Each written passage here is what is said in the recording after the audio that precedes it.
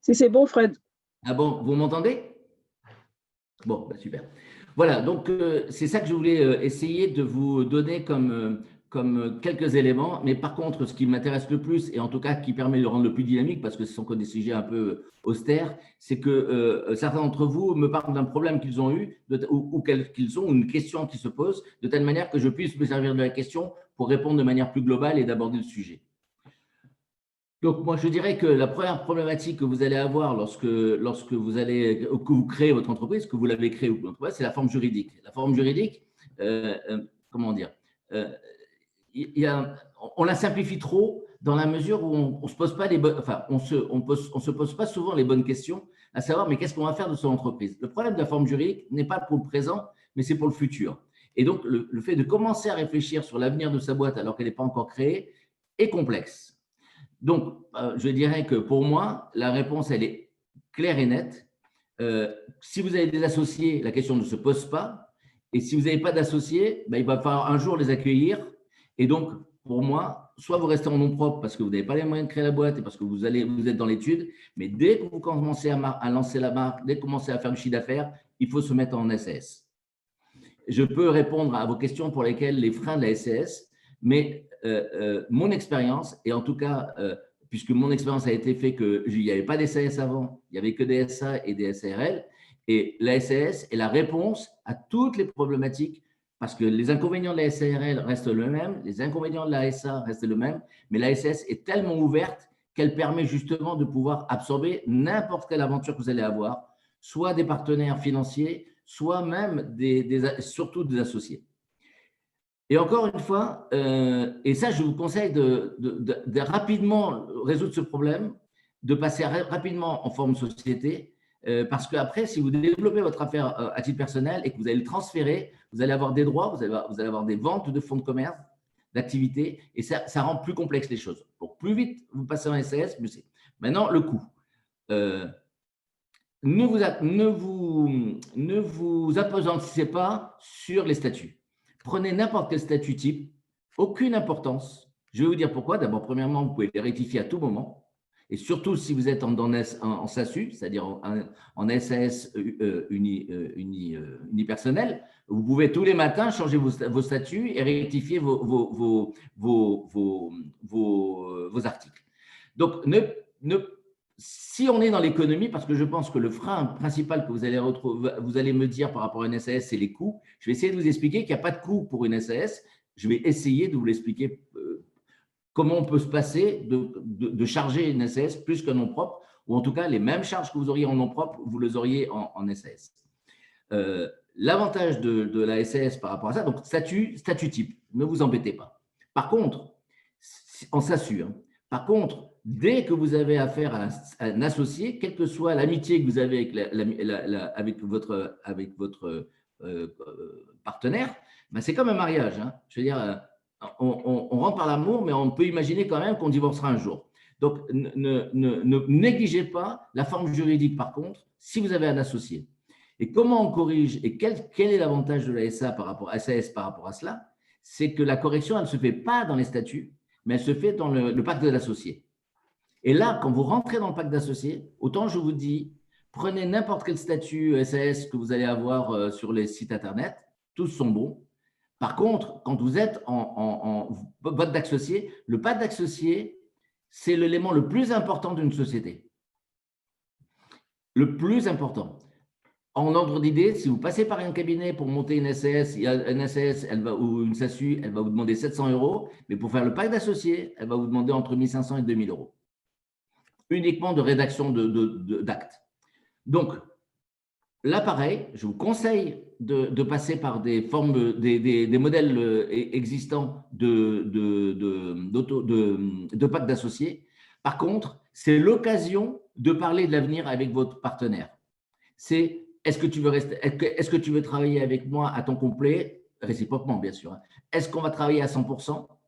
Est-ce qu'on a une activité ailleurs et on va rentrer plus tard dans l'activité? Est-ce que tu veux vendre au bout d'un certain temps? Est-ce que c'est un moment que tu veux passer pendant 4-5 ans et après tu veux faire d'autres choses? Est-ce que tout ça, tout ce que je viens de vous dire, ça doit être écrit dans le pacte d'associés. y compris la sanction qui va avec. Par exemple, moi actuellement, j'ai plusieurs sociétés, dont une, le pacte d'associés, si pendant 3 ans, tu ne viens pas travailler tous les jours avec moi, je te rachète les parts à la valeur nominale. Et c'est la valeur nominale, ça veut dire la valeur de départ. Et c'est une sanction écrite, au moins, on est d'accord, tu m'as dit que tu allais travailler avec moi 100% de ton temps, tu ne le respectes pas, et automatiquement, et quand je dis automatiquement, c'est-à-dire que même si tu n'es pas d'accord, je récupère les parts. Et ça, c'est la force du pacte d'associés. Donc, si vous avez des questions à me poser sur le pacte d'associés, ben, c'est le moment, puisque je vous ai dit à peu près l'essentiel de cela. Les articles du pacte d'associés sont tellement liés à votre vie personnelle, à votre volonté, à l'accord que vous pouvez avoir avec d'autres. Évidemment, le pacte d'associés ne fonctionne, n'est intéressant que s'il y a des associés. Si vous êtes toute seule, vous n'avez que les statuts. Alors, bonjour. Je voudrais savoir, on est en train de parler de pacte d'associés, P-A-C-T-E d'associés, c'est ça? Oui. D'accord. Ok, et est-ce il y a des endroits où on peut trouver des, parce que c'est la première fois que j'en entends parler, il y a des endroits où on peut trouver des informations là-dessus? Oui, tout à fait. Je ne sais pas si c'est enregistré ce que nous sommes en train de se dire, mais je reprendrai l'enregistrement et je répondrai à des questions plus précises telles qu'elles sont là, mais évidemment, oui. Évidemment. Alors, encore une fois, je vais être très précis et surtout très direct, même si ma manière de parler vous donne l'impression que je suis directif et non pas ouvert à la discussion. Je suis très ouvert à la discussion, mais pour avancer, je vous donne des choses formelles. Premièrement, créer une société, c'est créer une SS. Si vous êtes tout seul, créez une SASU, et je pourrais vous expliquer à titre personnel pourquoi. Deuxièmement, ne créez jamais de SAS sans pacte d'associés. Jamais. Pourquoi? Parce qu'une SAS, à la différence de l'SA et la SRL, c'est que les statuts ne s'opposent pas aux tiers. Une SARL, vous avez des obligations d'articles. Dans une SA, vous avez des obligations d'articles, des obligations de sortie, des obligations. En SAS, vous n'avez absolument aucune obligation. Donc, plus la SAS, les statuts de la SAS sont simples, mieux c'est. Et plus votre pacte d'associés est riche et libre. Moi, mes statuts de SAS, ça fait 3 pages. Et mon pacte d'associés, ça fait une dizaine de pages. Donc, si j'ai passé un message, voilà. Si vous êtes associé ou si vous avez l'intention d'être associé, mettez plus d'énergie sur votre pacte d'associés que sur les statuts. Karine, tu avais une question? Oui, je voulais savoir, est-ce que du coup tu fais appel à un avocat pour bien acter les choses après, même si vous l'écrivez sans l'avocat? Est-ce que tu... Non, même pas? C'est vraiment se mettre d'accord et avoir confiance? Alors, évidemment, je ne vais pas vous dire qu'il ne faut pas prendre d'avocat pour créer une boîte, ce serait ridicule. Voilà. Le problème, c'est qu'à un moment donné, quand on est comme ça dans une création d'entreprise et qu'on a plein de choses à faire, et vous allez avoir le bail à signer, l'assurance à payer, enfin, vous avez un tas de choses. Là où vous pouvez un peu gagner d'argent, je me permets de vous le dire. Alors, encore une fois, si vous faites un pacte d'associés avec un avocat, ce qui, encore une fois, au contraire, je vous conseille, l'avocat ne va pas les rédiger pour vous. Elle ne va faire que reprendre vos mots, vos volontés, vous poser peut-être les bonnes questions et va les rédiger. Par contre, si vous n'avez pas envie de mettre 2 000 euros pour faire ces actes-là, qui est quand même l'acte le plus cher qu'il va falloir faire lorsque vous allez créer une boîte, prenez sur Internet des modèles de pacte d'associés et discutez entre vous. La discussion est totalement libre. Vous pouvez dire ce que vous voulez. Vous pouvez dire dans 1 an, on se revoit et on rediscute. Tout est possible. Par contre, c'est quand même un pacte de mariage. Où c'est absolu. C'est un vrai contrat de gré à gré qui s'oppose au tribunal. C'est bon pour… Oui, parce qu'il y a les termes et tout. Enfin, si par exemple, justement, on va jusqu'au tribunal, on peut très bien… Non? Alors, merci Karine. Excuse-moi, je dis non, mais évidemment, c'est une question. C'est ma manière à moi de réagir. Non, le pacte d'associés, il n'y a pas de forme. Évidemment, comment vous dire,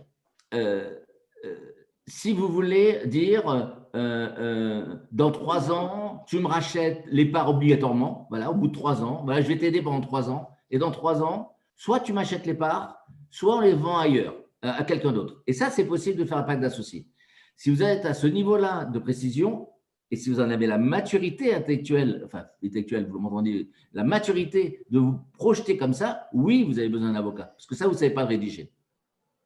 Par contre, si vous voulez rédiger la manière de travailler avec vous, ensemble, je vous donne l'exemple, encore une fois, que je vois souvent, un associé qui passe 100% de son temps et un autre associé qui ne passe pas 100% de son temps, et malgré tout, personne ne prend de rémunération.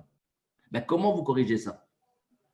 Soit vous le corrigez par les parts, vous dites, ben moi j'ai 80%, toi tu as 20% parce que tu travailles moins que moi, et c'est assez injuste, je vous le dis franchement, parce qu'il ne faut pas mélanger la notion de patrimoine de la notion de travail. Mais vous pouvez le corriger sur le pacte d'associés, c'est-à-dire définir les rémunérations différentes, définir le fait que vous gagnez plus de bénéfices au moment où vous faites votre bilan au 31 décembre, enfin avant le 31 décembre, et que vous voyez qu'il y a un peu d'argent, vous pouvez décider que c'est plutôt celui qui travaille qui va les reprendre plutôt que l'autre. On peut, tout ça s'écrit, mais ça s'écrit dans un langage, comment vous dire, c'est des mots, c'est pas des termes juridiques. Par contre, je vous dis, hein, si c'est des sessions, si c'est des choses comme ça, oui, il faut passer par un avocat. Bonjour, moi j'aurais une question, mais parce que je ne suis pas encore au statut, ça va venir vite. Quelle différence entre entrepreneur et SASU? Entre auto-entrepreneurs? Ouais, et SASU, enfin SASU. Alors, si je peux vous interdire quelque chose, c'est de vous mettre en auto-entrepreneur. Voilà. Ce n'est pas fait pour vous. La seule chose qui est fait pour vous en tant qu'entrepreneur, c'est le fait que vous donnez des conseils. Mais si vous commencez à fabriquer, si vous avez l'intention de commercialiser des produits, ben, c'est la folie d'être en auto-entrepreneur, puisque vous avez les produits et pas les charges. C'est dément. Donc, ce que j'essaie de vous faire passer comme message, c'est que n'ayez pas peur de créer une boîte. Et après, je vous expliquerai la partie juridique, parce que là, on en parlait, la partie de la vie juridique de l'entreprise. L'auto-entrepreneur, c'est vraiment l'étude de marché. Ben, vous commencez, et encore, je ne vois même pas à quel moment, en tant que cosmétique, hein, on est bien d'accord, hein, si vous me dites vous voulez être conseillère, enfin, faire du conseil, je vous dis oui, passez par la phase auto-entrepreneur, hein, il n'y a pas de problème. Ou si vous, oui, mais à part ça, sincèrement, ça n'est que, enfin, de toute façon, c'est limité à un certain chiffre d'affaires, et ensuite, ça ne va aboutir quoi? Ça va aboutir au fait que si vous arrivez à faire du chiffre d'affaires, vous allez passer en nom propre. Là aussi, ne restez jamais en nom propre. Jamais. Passez tout de suite en statut. Alors, encore une fois, qu'est-ce qui fait peur dans une SAS? Ce qui fait peur dans une société, c'est toute la partie obligatoire. Ben, vous savez qu'il y en a extrêmement peu. La seule obligation que vous avez dans la SAS que vous n'avez pas ailleurs, c'est de faire un bilan. Et en juridique, de faire une assemblée annuelle pour les comptes. Point barre. Donc, à un moment donné, vous avez quand même comme obligation, comme envie de créer une entreprise qui va perdurer. Mettez-vous assez rapidement, mais encore une fois, je mesure ce que je dis, hein, assez rapidement dans le fait que vous êtes chef d'entreprise et non pas démarrant une activité. Excusez-moi, Fred. Je voulais vous demander, vous appelez quoi nom propre? Je ne comprends pas. Nom propre, c'est quand vous n'avez pas de statut. Lorsque vous êtes en vous-même, vous vous appelez Arva et vous dites je fais du business, voilà, je déclare ma TVA, je déclare à titre personnel. D'accord. Hein, un peu comme le faisaient ou le font encore malheureusement beaucoup de commerçants. On ouvre un commerce à son nom. Alors, et pourquoi? bien sûr, je ne vais pas vous faire un cours de droit là parce que j'ai d'autres choses à vous dire, mais en gros, une SAS, société qui permet de pouvoir dire que vous limitez vos risques à votre capital, qui est souvent faible, personnel, vous emportez tout, hein, à part maintenant votre maison, puisque vous avez le droit, si vous le dénoncez au début de votre activité, que vous voulez protéger votre maison, autrement elle n'est pas protégée. Voilà, c'est impossible. Ensuite, vous êtes en nom propre, vous ne pouvez pas vous associer, enfin, vous ne pouvez rien faire. Ok, merci. Par contre, Fred, tu appuies vachement sur SASU, enfin sur SAS, et du coup, enfin, quelle est vraiment la différence entre SARL et SAS? C'est là où moi j'aimerais comprendre l'importance, parce qu'on entend tout et n'importe quoi. Moi, je vais voir deux comptables, il y en a un qui va me dire SARL, aujourd'hui, c'est équivalent à SAS. Enfin, du coup, qu'est-ce que tu en penses? Oui, alors j'en pense clairement si vous voulez rester avec une seule idée, et bien sûr, je peux passer encore 5 minutes à vous expliquer la différence, il n'y a aucun problème, oubliez la SARL, oubliez la SARL, oubliez la SA. Voilà, et que ça n'existe plus. Voilà. Pourquoi je vous dis ça? La SARL, c'est piégeux. Pourquoi c'est piégeux? D'abord, vous êtes gérant. Dans le cas de la SAS, vous êtes président. Basta. Par contre, si vous êtes gérant et que vous êtes dans une SARL, vous êtes considéré en nom propre, vous-même. Donc, ça veut dire que vous payez des charges avant même d'avoir un centime. Pour quel avantage? Zéro. Donc, pourquoi monter une SARL quand la SAS résout un problème que vous avez, qui est quand vous ne touchez pas d'argent, vous ne payez pas de charges à titre personnel. Deuxièmement, la SAS, elle a été faite justement pour qu'il y avait un trou béant entre une SA qui était tout de suite avec 7 associés, un conseil d'administration, une lourdeur de gestion, mais par contre, elle avait beaucoup d'avantages, en particulier justement pour ne pas avoir à payer des charges quand vous ne payez pas de salaire et plein d'autres choses. Hein. Et la SARL, qui avait la souplesse d'être une entreprise assez facile à gérer, il n'y avait pas d'obligation de conseil d'administration et tout ça. Par contre, il y avait un énorme inconvénient par rapport au fait que vous deviez payer des charges alors que vous n'êtes pas payé. Et donc, le juriste a mélangé ces deux sociétés pour créer une société idéale qui s'appelle la SAS. Donc, la SAS, c'est l'idéal des deux mondes. J'essaie d'être extrêmement rapide, Chris, excuse-moi, hein, je ne veux pas… évidemment, je peux vous donner plein d'autres explications, faire une courbe, machin, mais si vous pouvez ne pas faire d'erreur en simplifiant votre raisonnement, parce qu'il y a d'autres raisonnements beaucoup plus complexes à faire, avec la SAS, vous résolvez tous vos problèmes. Vous proposez votre problème personnel, vous résolvez vos problèmes d'associés demain, vous résolvez le problème des banques. Donc, il n'y a pas le choix, si vous me permettez de vous le dire. Il n'y a pas le choix. Bien sûr, il y a des gens qui vont conseiller, mais je n'ai jamais vu un conseil juridique me convaincre de créer une SARL. Et pourtant, je sais qu'ils continuent à le préconiser. Mais il n'y a aucune raison, aucune. Personne n'a su me montrer que c'était mieux. Ils mettent souvent en avant le fait que les charges derrière sont plus importantes en SAS versus SARL. Donc, pour payer moins de charges. Lesquelles? Les charges que tu payes quand tu te rémunères et que tu rémunères tes gens. Que du coup, les charges sont plus importantes. C'est souvent un point qui met. C'est faux. Bon, c'est faux. La seule chose qui est vraie dans ce que tu viens de dire, c'est quand toi, tu te payes. Et on parle de quoi? On parle de centimes. Hein? On ne parle pas d'un écroulement de votre business. Par contre, dès que tu commences à payer quelqu'un d'autre, c'est exactement pareil. Il n'y a pas de différence entre un salarié et les charges sociales que tu payes d'un salarié dans une SARL que tu payes dans une SAS. Zéro. Ça ne concerne que toi et toi-même.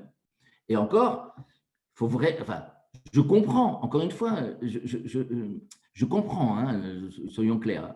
Je comprends qu'on est tenté de dire, au début, je peux me payer 500 €, si je peux économiser 50 € de charge, je peux le faire. Je comprends.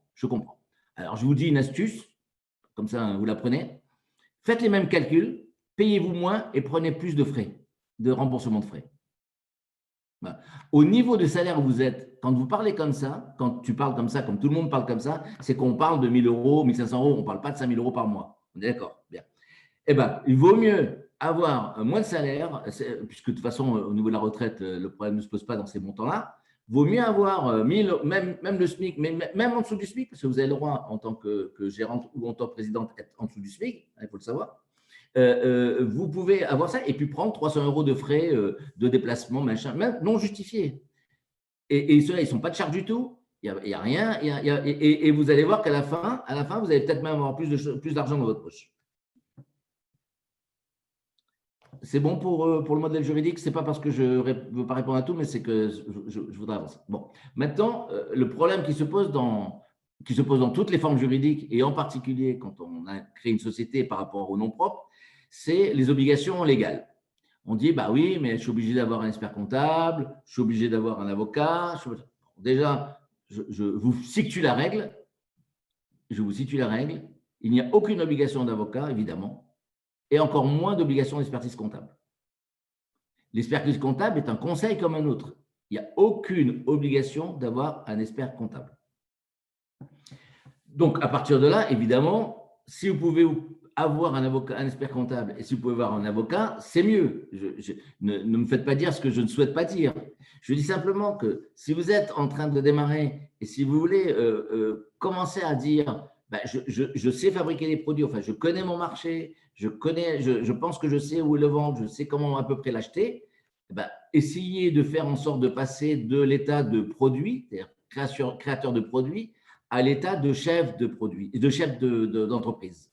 Et qu'est-ce qui fait que le contrebalancement se fait? C'est sur cette partie de gestion. Donc, maintenant, comment on fait sa comptabilité sans avoir d'expert comptable? Alors là, il y a pléthore de solutions. Encore une fois, je suis à votre disposition pour en parler. Mais le vrai problème de l'expert comptable aujourd'hui, et donc, soit vous en choisissez un, ou soit si vous n'en choisissez pas, c'est qu'est-ce qu'on fait avec cette partie de l'activité qui s'appelle la comptabilité. Parce que souvent, ce que j'ai remarqué, c'est qu'on considère la comptabilité comme une sanction ou comme une obligation. Voilà, on est obligé de faire un bilan. Alors qu'au contraire, c'est un énorme instrument pour pouvoir gérer l'avenir. Le problème, c'est qu'on ne le prend pas, ni quand on démarre une activité et qu'on n'y connaît pas grand-chose dans ce domaine-là, ni même comment l'expert comptable le vit. L'expert comptable se considère comme un métier qui a des obligations de refléter la réalité économique de votre activité. Qu'est-ce que ça veut dire? Ça veut dire qu'il va passer son temps à vous calculer votre passé. Jamais votre avenir, ou très peu votre avenir. En tout cas, si vous avez un expert comptable qui vous projette sur votre avenir, gardez-le. Donc, ça veut dire que vous considérez tous la comptabilité comme une obligation. Il va bien falloir qu'à la fin de l'année, vous le donniez à l'administration. Il faut bien qu'il y ait un coup de tampon. Et donc, vous êtes obligé de passer par un expert comptable. Ce qui est une vraie, pas erreur, mais elle est faite par 90% des chefs d'entreprise. Donc, ne vous sentez pas vexé quand je vous dis ça. Mais par contre, il y a un autre élément qui lui permet de pouvoir utiliser la comptabilité comme un élément de gestion et non pas comme un élément du passé, c'est justement le fait que vous vous intéressez à ce que c'est que la comptabilité et que vous passiez par des sites Internet qui vous donnent accès à votre comptabilité au jour le jour. Parce que si vous avez une comptabilité où le comptable va vous passer ça les 3 derniers mois, parce que vous êtes une TVA, par exemple, vous déclarez la TVA. Vous avez la possibilité de déclarer de la TVA tous les mois. Vous avez la possibilité de déclarer la TVA tous les 3 mois ou tous les 6 mois.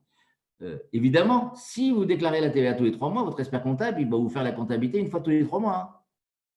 Il ne va pas s'embêter à mobiliser quelqu'un pour faire des écritures comptables. Ça, c'est une erreur. Donc, moi, je vous conseille, si vous prenez un expert comptable, de lui demander de faire une déclaration mensuelle, même si vous avez très peu de chiffres, parce que ça l'oblige à passer les écritures comptables. Et bien sûr, si c'est vous qui, au travers d'un site qui vous permet de pouvoir faire ça, et c'est de plus en plus facile, eh bien, évidemment, il faut passer les écritures tous les jours et pas tous les mois. Parce qu'autrement, vous êtes toujours en retard d'une charge. Et donc, ça ne sert à rien. Ça ne sert qu'à résoudre, à donner aux impôts sa capacité de calculer vos TVA et vos impôts. Donc, par rapport à l'expert comptable, j'ai à peu près brossé et je suis bien sûr à l'écoute de vos questions. Mais une comptabilité, une gestion d'entreprise, la comptabilité, c'est un élément qui vous permet à peu près de maîtriser un certain nombre de choses que je vais essayer de vous expliquer. Mais le plus important pour vous, c'est la gestion de trésorerie.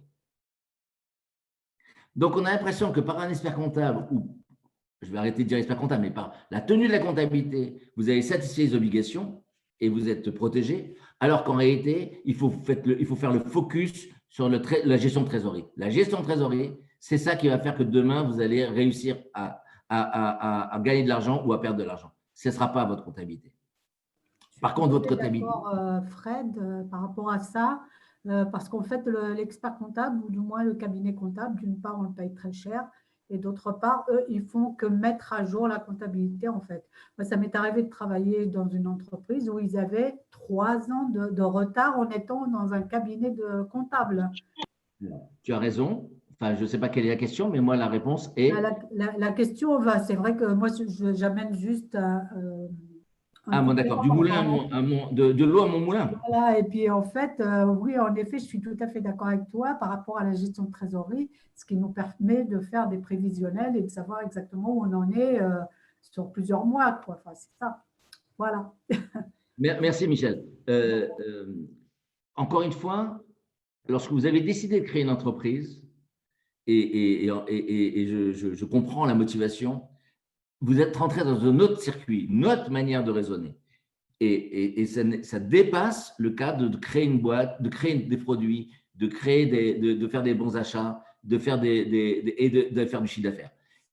La partie gestion doit être permanente dans votre fonctionnement. Et le fait de confier ça à quelqu'un d'extérieur, et je ne dis pas qu'il ne faut pas le faire, mais si vous le faites, et je ne fais que, ma fille est expert comptable, et je peux vous dire que je comprends très bien qu'on soit aidé, sauf que vous ne devez pas le laisser tranquille. Que ce n'est pas lui qui doit vous dire quand est-ce que doit être la comptabilité. C'est pour ça que si j'ai un conseil à vous donner, mais là, je ne veux pas être trop preneur de solutions, mais si vous voulez à titre personnel ou si on me demande, je vous donnerai des solutions. Prenez des sites d'experts comptables qui vous garantissent que vos écritures soient passées dès que vous envoyez la facture. Soyez exigeant par rapport à ça. Et n'oubliez pas que si vous demandez, il vous demande quand est-ce que vous payez la TVA, est-ce que vous voulez le faire tous les mois, tous les 3 mois, tous les 6 mois, et c'est vrai qu'on a tendance à dire tous les 6 mois parce que c'est sûr que ça fait une avance de trésorerie, mais ça lui permet à lui de ne pas passer les écritures. Donc, je redis encore une fois, si vous voulez gérer votre boîte, il faut la connaître. Si vous voulez la connaître, il faut que toutes vos écritures soient passées au fur et à mesure. La gestion de trésorerie, c'est autre chose. La gestion de trésorerie, votre expert comptable ne vous aidera jamais. Jamais. Il sera toujours en retard. Et ensuite, ce n'est pas son métier. Donc, il va falloir aussi que vous vous armiez de compréhension sur que veut dire la gestion d'entreprise, la gestion de trésorerie. Ce n'est pas le passé, parce que la gestion de trésorerie passée, ça ne se gère pas. La gestion de trésorerie, c'est le futur. Alors, bien sûr qu'il y a le prévisionnel comptable qui est un élément, mais encore une fois, l'élément comptable que la comptabilité vous donne, vous fiche des éléments, alors que la dynamique, c'est la trésorerie.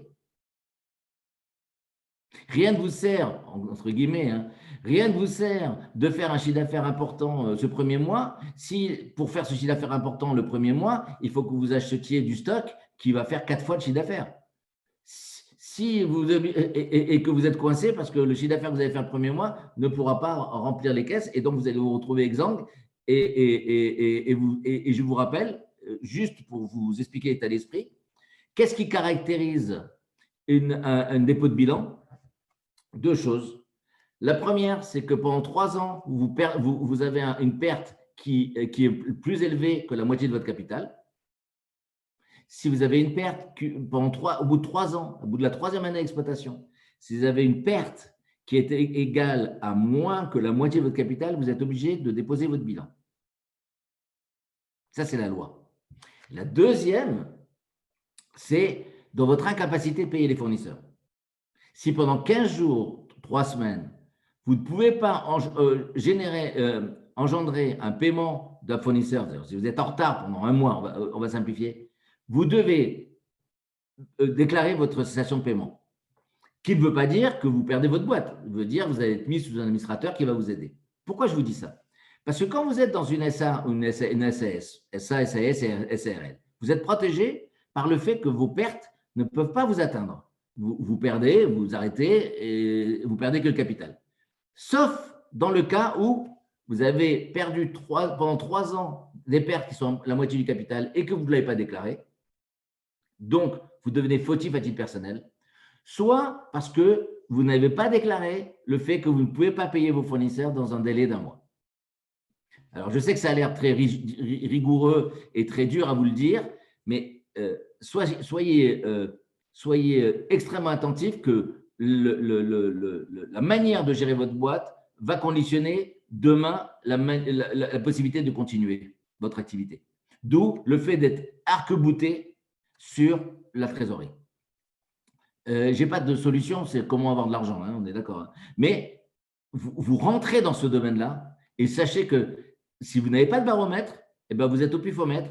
Et si vous êtes au pifomètre, vous anticipez pas, ben, votre anticipation, elle risque de ne pas être à la hauteur de ce que vous espérez.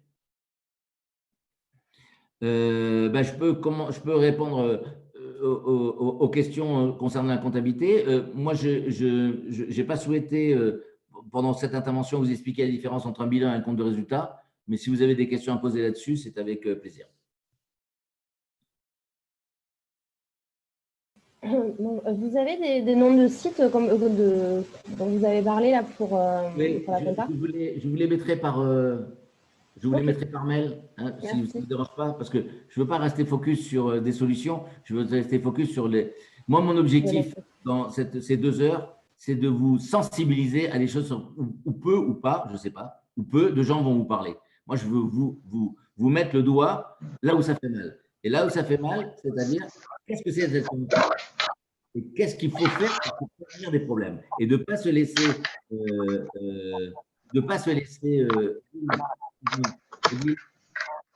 Odile? Oui. Parce qu'on entend trop. Excuse-moi. De ne pas vous laisser emporter par ce que je viens d'entendre, et je l'entends tout le temps, et c'est normal. Ah, on nous dit la chose de n'importe quoi sur la SRL, on nous dit la chose de n'importe quoi sur la SA, ou l'expert comptable est obligatoire, pas obligatoire, qu'est-ce que je peux lui demander, comment je peux lui parler, comment je fais des statuts, comment je fais un pacte d'associés. C'est toutes ces questions-là dont je souhaite vous apporter un soutien au travers de l'association pour ne pas vous laisser embarquer vers des discours qui sont relativement simples pour vous comme réponse et compliqués si vous commencez à écouter tout le monde. Voilà ma vraie ambition. Ceci étant, encore une fois, il y a des excellents conseils et ces conseils, ils vont vous suivre et ça va être très bien. Mais malheureusement, j'en ai rencontré peu dans ma vie. Donc, je me permets de vous dire, imposez quand même votre manière de voir parce que vous aurez compris à quoi ça sert. Il y a d'autres questions là-dessus? D'accord. Écoutez, hein, c'est rare. Bon, la troisième point que je vais aborder, c'est le dépôt de marque. Alors, voilà, pareil, on me dit est-ce qu'il faut, comment il faut faire, déposer, pas déposer, si je dépose, qu'est-ce que je dépose Excuse-moi, Fred, je voulais juste poser une question par rapport aux associés. Lorsqu'il y a des associés, quand il y a un apport d'argent, est-ce qu'il faut être à part égale ou il faut qu'il y ait la majorité Non. Alors, c'est compliqué. Ça dépend de la nature de l'associé. J'espère que je ne parle pas trop vite. Ça dépend de la nature de l'associé. Si c'est un associé qui travaille ou si c'est un associé qui est purement financier. Dans l'état dans lequel vous êtes, vous avez 2 types de rapports. Vous avez des gens qui veulent venir vous associer avec vous. Et là, la règle, elle n'est pas liée à l'argent, même si l'argent est important, mais elle est liée à la gestion. Hein, c'est quoi qui a apporté l'idée? Parce que l'argent, c'est bien, ça se chiffre, on le voit. Mais tout ce que vous avez comme connaissance, comme envie de créer une boîte, comme avoir compris un marché, avoir découvert un produit nouveau, bah, ça vaut de l'argent aussi. C'est un apport de compétences alors, du coup. Compétences, bah, ça dépend qui apporte l'idée. Si la personne qui arrive, c'est elle qui a l'idée, c'est elle qui a la connaissance marché et c'est elle qui a l'argent, ça va être elle la majoritaire, à première vue. Hein. Sauf si elle ne vous paye pas, et parce que vous ne pouvez pas vous payer et que vous compensez le travail par des actions. D'accord. C'est possible aussi. Donc, la règle n'est pas simple parce que, en tout cas, la règle, elle est claire. Le pourcentage que vous détenez dans l'entreprise ne doit pas être lié à l'argent. Bonjour Fred, excusez-moi, j'ai une question à vous poser. J'aimerais savoir s'il est possible de lancer sa marque de cosmétiques avec le statut de micro-entrepreneur. Justement pour éviter tous ces… Parce qu'en fait, moi, j'ai déjà une société que je souhaite fermer, justement parce qu'il y a trop de dettes et j'aimerais partir sur des bases neuves. Et je me suis dit que pour commencer, le statut de micro-entrepreneur, ça ne demande pas beaucoup de paperasse. Je l'ai déjà et ça me permettrait de lancer le premier produit de manière plus simple, je dirais. Qu'en pensez-vous? Malheureusement, je pense du mal. Non, mais le problème du la micro-entreprise, ouais, micro-entreprise ou…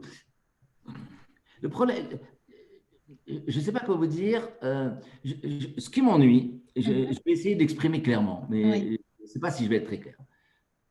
Je ne vois rien qui soit lié aux obligations d'une SAS qui ne soit pas aussi une obligation de micro-entrepreneur en tant que manière de gérer votre boîte. Je ne vois pas. Quelles sont les charges, à part les charges personnelles, pas patronales, hein, mais ça veut dire aussi que vous gagnez beaucoup d'argent. Enfin, je veux dire, si vous faites des vraies économies en étant en nom propre, en micro-entrepreneur, c'est que vous avez beaucoup de salaire et donc vous diminuez votre charge par le fait que vous avez beaucoup de salaire. Enfin, si vous avez peu de salaire, je ne vois pas la différence. Sincèrement, oui, faites-le, mais faites-le dans l'esprit de dire plus vite, le plus vite possible, je passe en société. Oui. Faites considérer la micro-entreprise comme une étude de marché. D'accord. Mais c'est un statut qui est tellement bâtard, je veux dire, qui n'apporte rien. Elle va pas vous aider à obtenir des prêts, elle va pas vous aider à obtenir des subventions, elle va vous empêcher d'avoir des associés demain parce que vous allez monter votre boîte, après il va falloir la céder avec la marque, et tout ça. Enfin, ça n'est que complexe. Donc, et comme vous dites, j'ai créé une société, j'ai des dettes, eh ben, imaginez en nom propre, vous avez une activité, vous avez des dettes, là, vos dettes, elles sont à titre perso, hein, elles ne sont pas au titre de la société, hein, et vous ne pouvez pas la fermer. Hein. Hein, vous ne pouvez pas dire, comme vous dites maintenant, j'ai des dettes, je ferme ma boîte. Hein. Non, j'ai des dettes, je les garde toute ma vie. Hein. Bah, c'est surtout qu'avec la micro, je pensais utiliser mes propres économies pour commencer à lancer le premier prototype, faire les tests, et puis ensuite, si je me rends compte que ça fonctionne, là, repasser en société. Mais là, c'est le questionnement que j'ai en ce moment. Est-ce que je ferme ma société ou est-ce que je continue? Est-ce que voilà. Fermer une société, si tu en as une déjà, Ouais. c'est un peu criminel. Hein. Quand tu dis les dettes, encore une fois, si les dettes dépassent si le passif dépasse l'actif, tu as un problème. Si les dettes dépassent ce que tu as en compte bancaire ou en stock, vaut mieux la fermer. Hein, je ne sais pas quoi te dire. Hein, c'est pas la nouvelle activité qui va la redresser, puisque tout l'argent que tu vas le mettre, ça va faire que combler le passé et non pas t'aider à l'avenir. Donc, évidemment, si tu as un peu d'argent et que tu veux développer une activité, il vaut mieux fermer la première et voir les conséquences que ça a et créer une autre. Mais entre je ferme une boîte et je crée une un micro-entreprise, ou je ferme une boîte et j'en crée une autre, bon, voilà. Après, voilà, est-ce que tu risques quelque chose en fermant la boîte? Est-ce que tu risques d'être indigéré? Enfin, il y a quand même beaucoup de conséquences à fermer une boîte. Hein. Ok, merci. C'est très délicat, hein, ma réponse, hein, mais en même temps, sincèrement, je n'arrive pas à trouver d'avantage d'être en micro-entreprendre, si ce n'est que de faire une étude de marché. Voilà. D'accord. Ouais, voilà. Oui, parce que vous dites, je ne vais pas m'emmerder à créer des statuts, aller les déposer. Voilà. C'est pas cher, hein. Créer une statut, c'est 400 €. Hein. Enfin, c'est pas cher. Ça reste de l'argent. Hein. Enfin, c'est pas. Voilà, ça reste modeste. Et puis, je vous dis, un bilan et une assemblée générale approuvant les comptes, le bilan, vous pouvez le faire vous-même et les signer vous-même. Et l'approbation des comptes, vous pouvez faire l'approbation de comptes vous-même. Parce que maintenant, tout existe sur Internet. Et encore une fois, je serai dans votre soutien si vous souhaitez avoir des noms de sites qui vous permettent. Voilà. Quand on est dans une entreprise, entre guillemets, modeste, évidemment, hein, c'est-à-dire comme si vous étiez en micro-entrepreneur. Hein. D'accord. Ok, merci. Je ne sais pas quelle heure il est, je continue là. La création, la marque. Bon, alors, évidemment, une marque, ça se protège. Le problème de la protection, c'est que ce n'est pas une science exacte. Déjà, je voudrais vous dire ce que c'est que de protéger une marque. Une marque se protège à travers 3 critères. C'est-à-dire que quand les gens vont dire « Ah, ben, tu me copies ma marque », en réalité, le premier critère que souvent on met en exergue, en avant, c'est tu es la même marque. Ça ressemble, c'est le même mot. Tu as dit, je ne sais pas quoi, enfin, ça ressemble, donc forcément tu me copies. Ça, c'est un des éléments de détermination d'un critère de concurrence déloyale. La deuxième notion que l'on ne connaît pas, c'est pas que, même si ce n'est pas écrit de la même manière, mais que le son, quand vous prononcez le mot, le son se rapproche de quelqu'un d'autre, même si ce n'est pas écrit de la même manière, c'est considéré comme la concurrence déloyale. C'est-à-dire qu'avec la protection de la marque, vous avez 3 types de protection. La protection visuelle, je ne parle pas des logos, hein, je parle du mot. Vous avez le même mot, ça vous protège d'un autre qui va faire le même mot. Ça vous protège de quelqu'un qui veut faire une marque concurrente à vous, qui n'est pas écrit de la même manière, mais qui a le même son. Et la troisième notion, qui est la moins connue et qui est extrêmement importante par rapport au juge, c'est que ça a le même sens. Voilà. C'est-à-dire, je suis Lacoste, je mets un logo vert sur mon t-shirt pour expliquer le mot Lacoste, le mot crocodile, et puis je vous fais un alligator vert. Alors vous dites un alligator vert, ça n'a rien à voir avec donc on oublie le vert, mais on se dit quand même que si vous créez des t-shirts avec un alligator qui ressemble quand même à un crocodile, vous avez quand même l'intention de piquer des clients à Lacoste. Vous avez l'intention d'eux. Et c'est ça qui est jugé par les juges. Donc, n'oubliez pas ces 3 notions.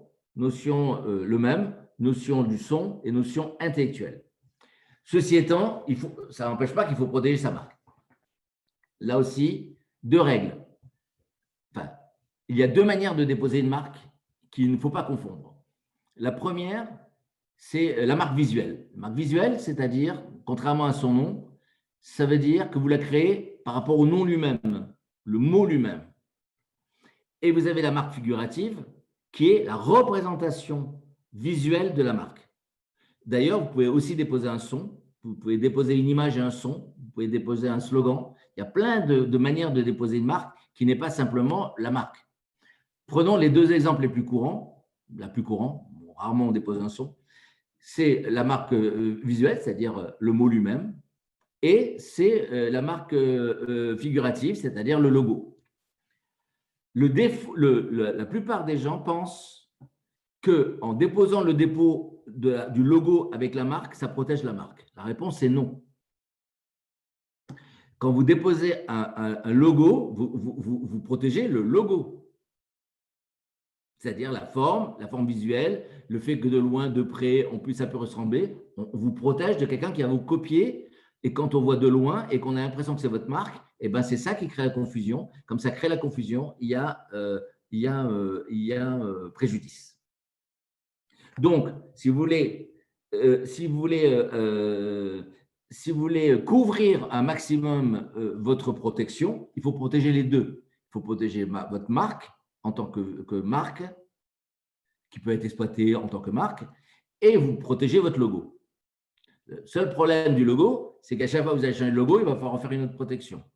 Mais si vous êtes fort dans votre logo, si vous pensez que vous avez une puissance de votre logo et pas simplement que le nom est mis en scène par un beau dessin, ne déposez pas la marque, ne déposez pas le logo. Déposez le logo quand il a du sens et quand il est fort. Parce que déjà, avec votre protection de marque, vous pouvez empêcher quand même beaucoup de choses. Ça, c'est la première chose. La deuxième règle, c'est les classes. N'ayez pas l'impression que quand vous avez, par exemple, vous voulez déposer une marque cosmétique, classe 3, n'appuyez pas sur le bouton classe 3 et prenez tout. Pourquoi? Parce que quand le juge va se trouver face à un problème, il va falloir que vous lui expliquiez que vous avez protégé votre marque par rapport au produit que vous êtes en train de faire. Je vous répète, je vous donne une chose également que peu de gens savent, c'est que votre marque, elle n'est protégée que si vous l'exploitez. Donc, si vous déposez, je ne sais pas, pansement, et si vous n'exploitez pas la marque dans pansement, eh ben, vous ne pourrez pas la protéger même si vous l'avez protégée. Il faut que vous sortiez des pansements. Donc, si vous voulez garder la force de votre marque, il va falloir que dans les classes dans lesquelles vous allez déposer, vous ne clochiez que les sous-classes qui vous concernent. Et soyez le plus précis possible. Alors, je ne dis pas qu'il ne faut pas environner. Si vous voulez faire des shampoings, faites quand même un savon, on ne sait jamais dans votre vie. Mais Vous défendrez devant le juge la force de votre marque que si vous vous l'appropriez et qu'elle est en rapport avec ce que vous allez fabriquer. Et ça, on ne vous le dit jamais. Et ne prenez pas toutes les classes, couvrez, machin, peut-être l'avenir va nous dire que de toute façon, si vous ne l'exploitez pas, ben, vous pouvez le faire, hein, mais si vous ne l'exploitez pas, ça ne vous protège pas. Ça ne mange pas de pain que de le faire. Mais je ne vous le conseille pas. Parce qu'encore une fois, à quoi sert une protection de marque? À faire que devant le juge, vous disiez, attention, celui-là me copie, et donc à créer un préjudice. Le préjudice, il est de deux titres. La première, vous pouvez demander à ce qu'il retire sa marque. C'est quand même le préjudice le plus fort. Mais également, le préjudice financier, c'est que pendant qu'il a exploité sa marque, que souvent, on s'en aperçoit qu'au bout d'1 an ou 2 ans, qu'il nous a concurrencé, ben, quel est le préjudice que vous avez subi? Eh ben, ce préjudice-là, il n'est pas je demande 1 million d'euros parce que je ne suis pas content. Non, ce préjudice-là est calculé par rapport à votre chiffre d'affaires. Alors, ne vous attendez pas à avoir des millions de dollars ou une vraie protection. Elle est de toute façon toujours liée au préjudice qui est commis. Et le préjudice qui est commis, souvent, le juge calcule en fonction de votre chiffre d'affaires. Et là, je parle d'expérience, puisque j'ai perdu et gagné plusieurs procès dans ce domaine-là. Magali, vous avez une question, non? Ou c'est une main tendue que j'ai pas Non, compris? c'était une main tendue pour autre chose, désolé. Excusez-moi. Ben voilà pour le dépôt de marque. Oui, déposer. Alors maintenant, est-ce qu'on le dépose à nom propre ou est-ce qu'on le dépose au nom de la société?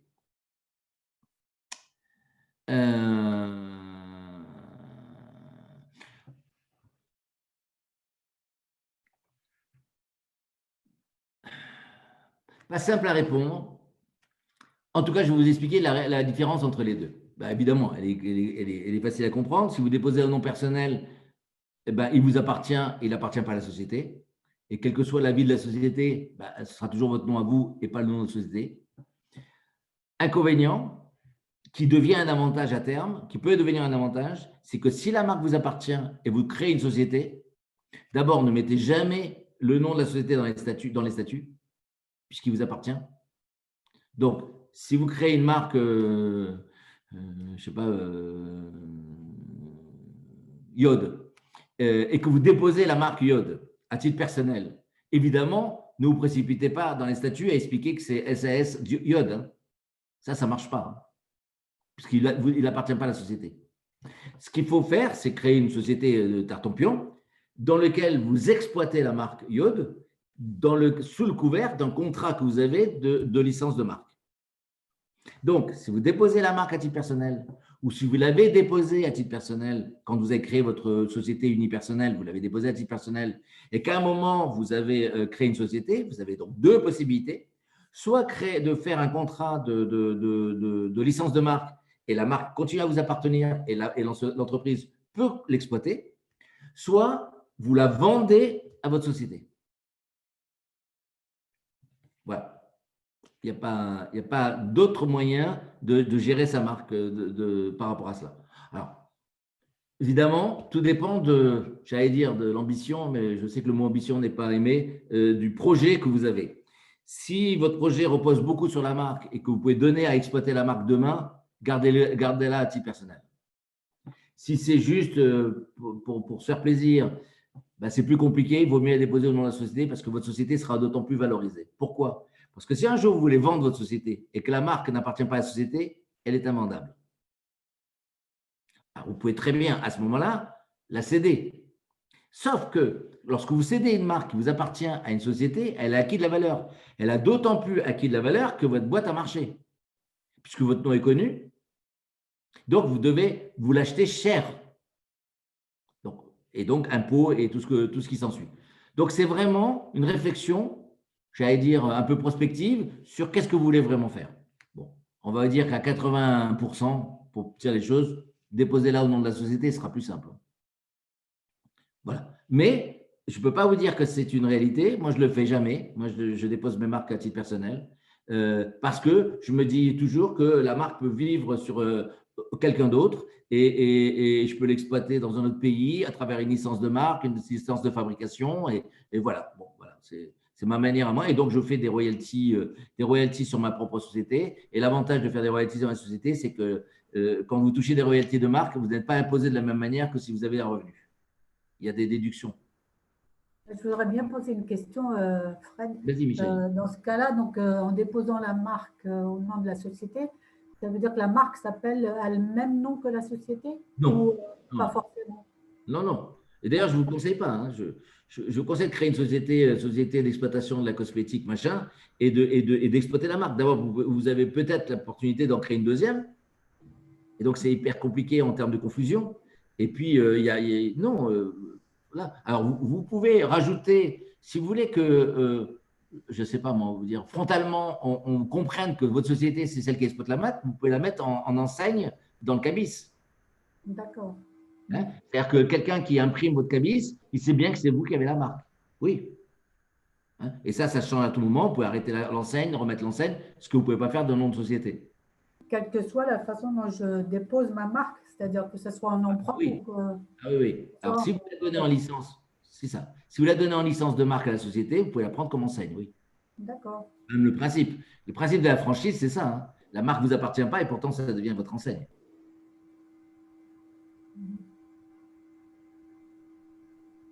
Est-ce qu'il y a des questions à poser sur cette notion de dépôt de marque Voilà. Alors, Oui. évidemment, Ah oui. et je finis, excuse-moi. Évidemment, si vous avez l'ambition de faire de l'export assez rapidement, n'oubliez pas que vous avez 6 mois pour étendre en Europe. Après, ça coûte très cher. Parce que votre dépôt de marque n'est valable qu'en France, si vous le déposez en France. Si vous le déposez en marque européenne, c'est un autre process. Bon, maintenant, l'INPI s'en occupe, mais c'est d'autres coûts. Et vous pouvez avoir des oppositions qui viennent d'autres pays que vous n'avez même pas compris. L'opposition n'est pas gênante. Si l'Allemagne s'oppose au dépôt de marque en Allemagne parce qu'un Allemand a une marque similaire dans le pays d'Allemagne, ce n'est pas grave, vous l'abandonnez en Allemagne. Vous ne l'avez pas en Allemagne. Vous ne l'avez pas, ça ne veut pas dire que vous ne pouvez pas l'exploiter en Allemagne. Hein. C'est un autre problème. Mais il peut y avoir des oppositions qui font que vous ne pouvez pas déposer dans tous les pays européens. Mais quand même, si vous avez l'ambition non seulement de vendre à l'étranger, mais surtout de donner à distribuer. Parce que le vrai problème du dépôt de marque européen par rapport à une marque française, c'est que si vous décidez de faire de l'export, 80% des chances, sauf si c'est uniquement Internet et encore, que vous allez passer par un distributeur. Un distributeur dans le pays qui lui-même va vous représenter. Il ne vous représentera pas si vous n'avez pas déposé la marque dans son pays. D'accord. Parce qu'il ne va pas prendre une marque dans laquelle vous n'avez rien protégé. Ce n'est pas possible. Vous pouvez le faire après. Hein. Vous pouvez faire une marque, vous pouvez pas déposer la marque en Allemagne, vous pouvez déposer la marque quand ça se présente. Et c'est des économies et faites-le. Mais n'oubliez pas de le faire d'abord, premièrement. Quand vous signez un contrat, n'oubliez pas de déposer la marque dans le pays. Je vous le dis par expérience. Hein.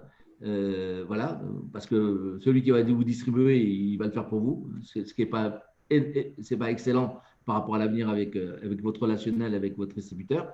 Voilà, donc pensez à déposer la marque dans le pays dans lequel vous allez distribuer. Mais dans le cas de la vente en ligne, que c'est un produit, par exemple, qu'on peut acheter en Europe dans n'importe quel pays. C'est pas gênant parce que c'est pas gênant, sauf encore une fois la notion de protection, mais c'est pas gênant parce que le consommateur, c'est pas lui qui va créer la marque. Donc lui il consomme et que si elle n'est pas déposée dans le pays, ça n'a aucune importance. C'est pas le cas d'ailleurs de l'assurance. On va en parler après des assurances de responsabilité civile. Si vous vendez dans un pays étranger et que vous êtes couvert en responsabilité civile que dans votre pays, vous avez un problème. Hein. Voilà. Donc, ça n'est valable que pour le dépôt de marque et dans le cas où vous avez des licenciés de marque, c'est-à-dire des gens à qui vous dites, monsieur, pendant 1 année, pendant 2 ans, pendant 3 ans, je vous donne l'exclusivité de mon produit. L'exclusivité de votre produit, s'il n'y a pas un dépôt de marque qui est en frontal, qu'est-ce que vous allez lui garantir de protection contre les concurrents? Donc, pensez-y, quoi. Voilà. Ce sont des petites butées que je vous donne. Pensez c'est encore une fois, un dépôt de marque, c'est quelque chose de dynamique. Et si vous avez la chance, avec un peu d'argent, de déposer aussi votre logo, faites-le en plus. Voilà. Et ainsi de suite. Plus vous vous protégez, plus si votre marque grossit, la valeur de votre marque grandira avec votre protection. Fred, excusez-moi, j'ai une question, s'il vous plaît. T'en prie, Elsa. Si j'ai bien compris, vous disiez vous déconseillez que le nom de l'entreprise soit identique au nom de la marque. Du coup, si moi, là, j'ai déjà déposé ma marque, je cherche à créer l'entreprise. Donc, dans mes statuts, j'ai juste à rajouter un paragraphe où j'explique que j'ai déjà déposé ma marque et que du coup, l'entreprise… non, c'est pas ça? Non. Excuse-moi, hein, je fais tout de suite non parce que je vois où tu veux en venir ou peut-être que j'ai mal compris. Si j'ai bien compris, ta situation est la suivante. Tu as déjà déposé ta marque à titre personnel Oui, et tu veux créer ou tu as créé une société. je suis en train de la créer là. Donc, tu l'as créée, tu mets un nom qui n'est pas un nom de ta marque, OK. société d'exploitation de cosmétiques, et dans les statuts, il n'y a pas la notion de marque. Tu ne mentionnes nullement le mot de ta marque. Et ensuite, quand ta société est créée, tu as deux possibilités. Soit tu fais un contrat de cession de marque, c'est-à-dire que tu vends ta marque à la société, et à ce moment ça lui appartient. Soit tu fais un contrat de licence, c'est-à-dire que tu lui loues la marque. Est-ce que c'est clair? Oui, c'est clair. Mais du coup, vous préconisez quoi? Faire le contrat de licence ou vendre? Encore une fois, enfin, excuse-moi, je vais peut-être aussi de répondre à côté de la plaque, mais tout dépend de l'ambition de ce que tu veux avoir. On va dire que si vous n'avez pas une vraie visibilité sur demain et ce que vous voulez vraiment faire, déposez-la à titre de société. Ce sera plus simple pour vous. Donc, cède-la, vends-la et fais les changements à l'INPI. Donc, ma réponse est, si vous ne savez pas quoi faire de votre marque, il vaut mieux que ce soit la société qui la possède, parce que demain, si vous voulez vendre votre société, elle ne vaudra rien si vous n'avez pas la marque dedans. Par contre, si vous avez vraiment… Je vais essayer de… Excusez-moi, je vais essayer de vous donner un exemple que j'ai vécu. Hein, tout ça, ce que je vous dis, ce n'est pas que de la théorie, hein, c'est du pratique. J'avais une marque qui était présente dans… Enfin, la marque est présente dans 17 pays. J'ai 17 distributeurs. Je fabriquais des cosmétiques, très belle marque d'ailleurs, qui m'appartenait et que j'avais donné à exploiter à ma société française qui elle-même avait développé des distributeurs à l'étranger. Bien. J'ai vendu ma boîte française à un distributeur qui lui-même s'est retrouvé à exploiter la marque en France et le donner à d'autres distributeurs. Et moi, j'ai touché des royalties sur l'ensemble du chiffre d'affaires. Et donc ça, c'était un avantage parce que moi, j'ai une vraie appétence à exploiter des licences de marque. Mais si vous n'avez pas ce niveau d'ambition, ou si vous ne projetez pas, ou si vous comprenez, enfin, vous voyez pas ce que je veux dire, ne vous embêtez pas. Déposez la marque au travers de la société. Et comme tu l'as fait toi-même, Asita, tu as déjà déposé ta marque, cédez-la, vendez-la, cession. Voilà. Mettez un petit prix quand même. Et surtout, pensez à faire la démarche auprès de l'INPI. Parce qu'il faut qu'à l'INPI, ce soit bien au nom de la société à un moment donné. Fred, quand vous dites vendez-la, donc ça veut dire qu'elle la vend à son entreprise et donc c'est elle qui va l'exploiter. Donc elle vient de créer sa marque, c'est quand même dommage de la vendre déjà pour pas pouvoir, enfin on ne sait jamais, c'est quand même dommage, non? Si vous n'avez pas une vraie vision, je ne veux pas vous amener à des réflexions, j'allais dire, trop larges. Si vous n'avez pas une vraie vision, ne vous embêtez pas. Elle corrige un tir, là. Asita, quand elle dit ça, elle dit si j'avais créé ma boîte avant, j'aurais déposé ma marque sur l'entreprise. Elle n'aurait pas créé à titre personnel. Ne vous embêtez pas trop à garder des choses sur lesquelles vous n'avez pas de détermination. Moi, ma détermination, c'est de créer des marques et de toucher des licences de marque. C'était un vrai business. C'était une vraie volonté. Si vous n'avez pas cette volonté, si vous ne voyez pas ce que je veux dire, ou si vous ne voyez pas votre business comme ça, mettez votre marque dans votre société, ce sera toujours plus rentable à terme quand vous vendrez votre société. Et surtout, plus vite vous le faites, moins vous aurez de problèmes de l'État vous dira non, vous n'avez pas assez valorisé votre marque, donc vous devez tant d'impôts, et ainsi de suite. Plus tôt vous le faites, mieux c'est. Mais quand tu dis créateur de marque, ça veut dire qu'en fait, c'est une sorte de serial créateur de marque à la vente, en fait, c'est ça? Oui. Ou d'ambition, encore une fois. D'ambition, oui. Voilà. Mais une ambition, c'est… Pour moi, le mot ambition, je veux tout de suite vous le dire, c'est pas je ne suis pas ambitieux, je suis nul, et je suis ambitieux, je ne suis pas nul. Pas du tout. C'est juste la manière de se projeter dans l'avenir. Et je sais que quand on démarre une activité, c'est compliqué de dire mon avenir, il est formidable. Voilà. Je vais te donner un autre exemple. Je suis Lacoste, je suis Monsieur Lacoste, je dépose un crocodile à mon nom et je dépose la marque à mon nom. Je donne la licence de marque à une société qui s'appelle Société Textile de machin et je crée des t-shirts. Ça marche bien, je veux créer un parfum. Pourquoi est-ce que vous voulez que le parfum rapporte à la boîte de textile? Donc, il donne le parfum à gérer à L'Oréal. L'Oréal lui paye la licence de marque à titre personnel. Et c'est comme ça que vous enrichissez. Ah, ok. Donc, mais encore une fois, moi j'ai ça dans mes gènes, mais c'est pas. Voilà. Mais si vous avez une marque transversale dans laquelle vous dites ma marque, elle va vivre dans le textile, elle peut vivre demain dans le cosmétique, dans le maquillage, dans les boissons, vraiment, ça peut vous arriver. À ce moment-là, gardez-la précieusement chez vous. Hein. Oui, parce que vous avez l'intention de la faire exploiter par d'autres. Oui. Ou parce que vous avez l'intention, par exemple, de créer à chaque fois une activité différente, parce que c'est des partenaires différents et parce que c'est des réseaux différents. J'ai une marque qui va bien dans le textile et qui va bien dans la cosmétique. Je ne suis pas obligé de créer tout dans la même boîte. Je peux créer la cosmétique avec des mecs qui savent faire des vêtements. Je peux créer une marque de cosmétique avec des gens qui savent fabriquer des cosmétiques, qui eux-mêmes se servent de la force de la marque pour développer leur business et je reste propriétaire de ma marque. J'essaie de, encore une fois, tout ça, c'est des exemples pour vous dire que rien n'est automatique. Ce n'est pas, premièrement, je crée la société, deuxièmement, je crée la marque. Non, il y a une vraie réflexion à mener et je sais que c'est hyper compliqué de réfléchir comme ça quand on est en train de créer la boîte et qu'on a 3 francs 6 sous dans la poche. Je comprends. Mais quand même, il faut quand même avoir un tout petit peu, et c'est pour ça que je parlais de réflexion sur le moyen terme et votre ambition à 5 ans, c'est juste pour vous faire parler à vous-même, pour vous parler à vous-même sur ce que vous voulez faire. Et souvent, quand on se parle à soi-même sur ce qu'on veut faire, ben le schéma se met en place plus facilement que quand on y va step by step. Voilà. D'accord. J'ai vu une question. Alors, on va passer tout de suite. Excuse-moi, combien me reste de temps parce que je n'ai pas de montre là. Oui, je parlais toute seule. Il reste à peu près 45 minutes. Okay. Je vais avancer. Je vais parler quand même de l'assurance. Et puis ensuite, je vous dirai quelques mots sur la différence entre bilan et compte de résultat, parce que j'ai vu qu'il y avait une question, si vous le souhaitez, et répondre à d'autres questions.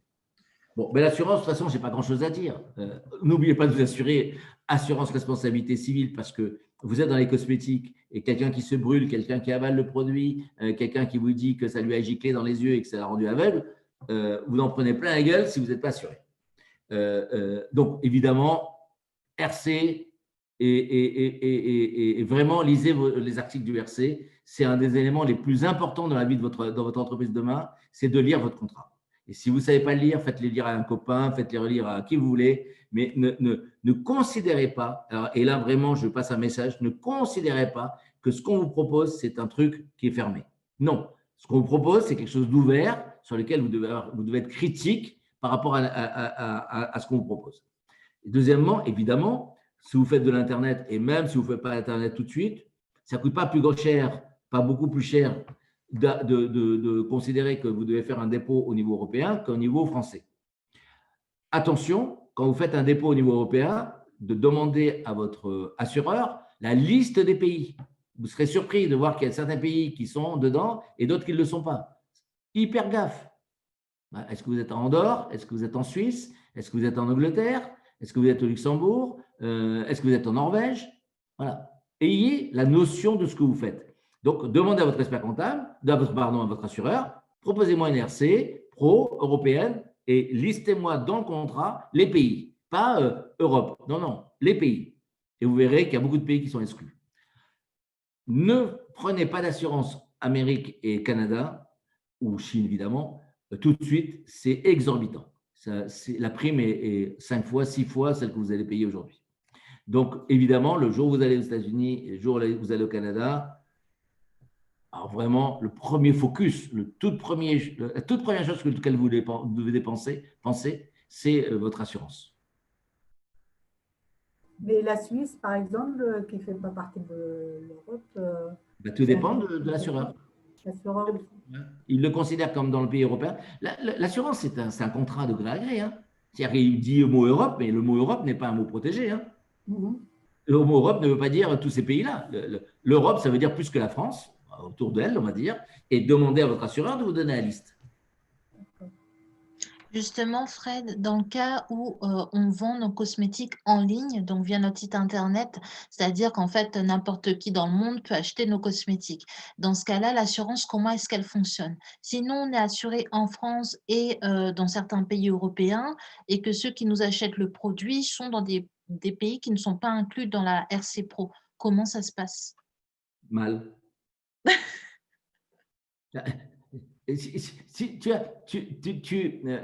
Mais en même temps, c'est assez logique. Hein.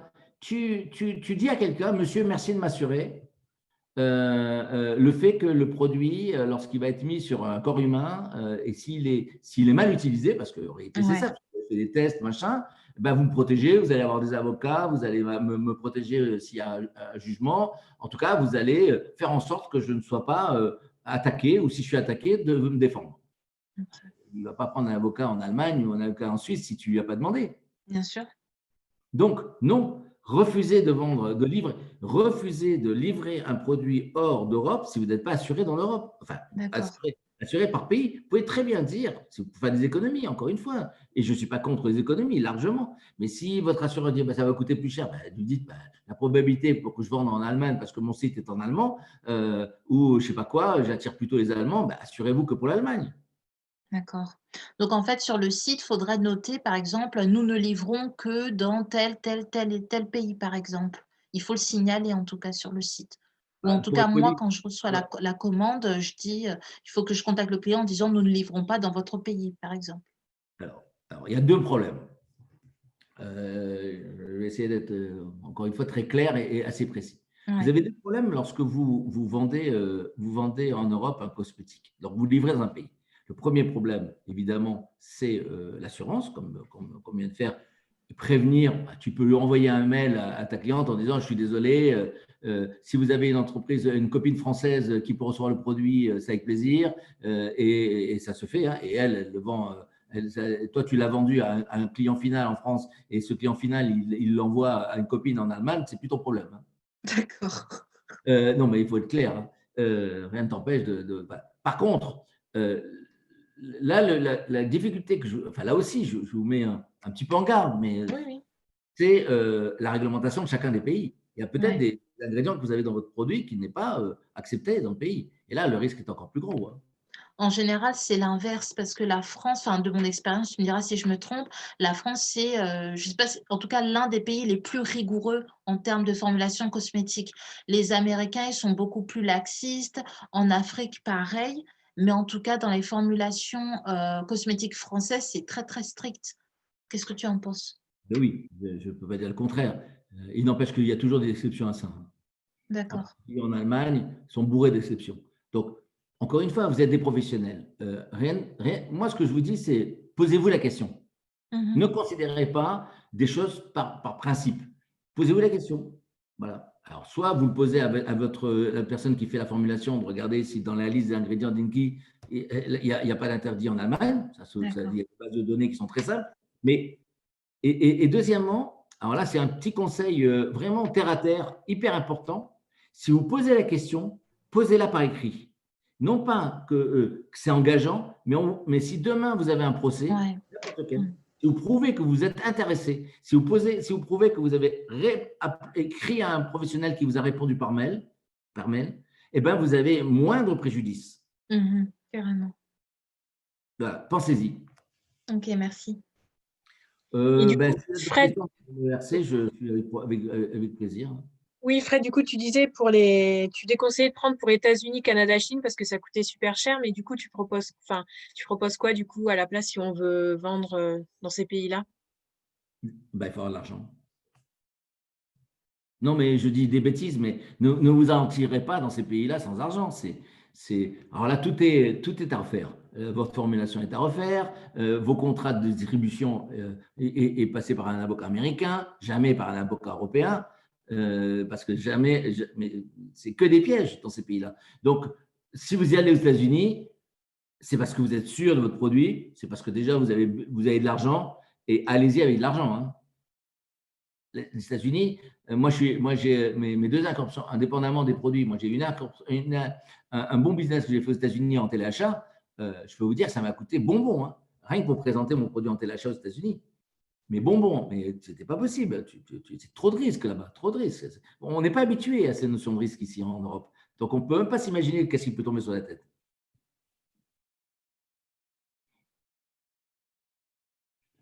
Est-ce qu'il y a d'autres questions? Oui, tout à l'heure, tu as commencé sur le point de… Non, c'était sur les dépôts, pardon, je reprends. Tu as commencé en disant, si vous savez que vous voulez étendre à l'Europe, faites-le parce que dans les 6 mois, ça va coûter plus cher. Après 6 mois, oui. Ah oui, c'est après 6 mois de dépôt, c'est ça que tu veux dire. Quand on a déposé, après 6 mois, ça coûte plus cher. C'est ça que tu voulais dire. Voilà.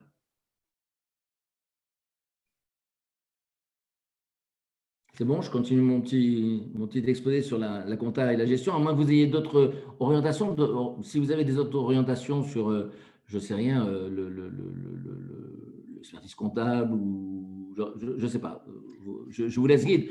Moi, je peux finir, je vous dis, par rapport au fait que j'aimerais bien, pendant 10 minutes, vous expliquer rapidement ce que c'est qu'un compte de résultat et un bilan, juste pour que vous ayez quelques grandes notions. Évidemment, en un quart d'heure, je ne pourrais pas vous apprendre la compta, mais quand même, vous en saurez un peu plus sur comment on lit un résultat et un compte d'exploitation, un bilan et un compte de résultat.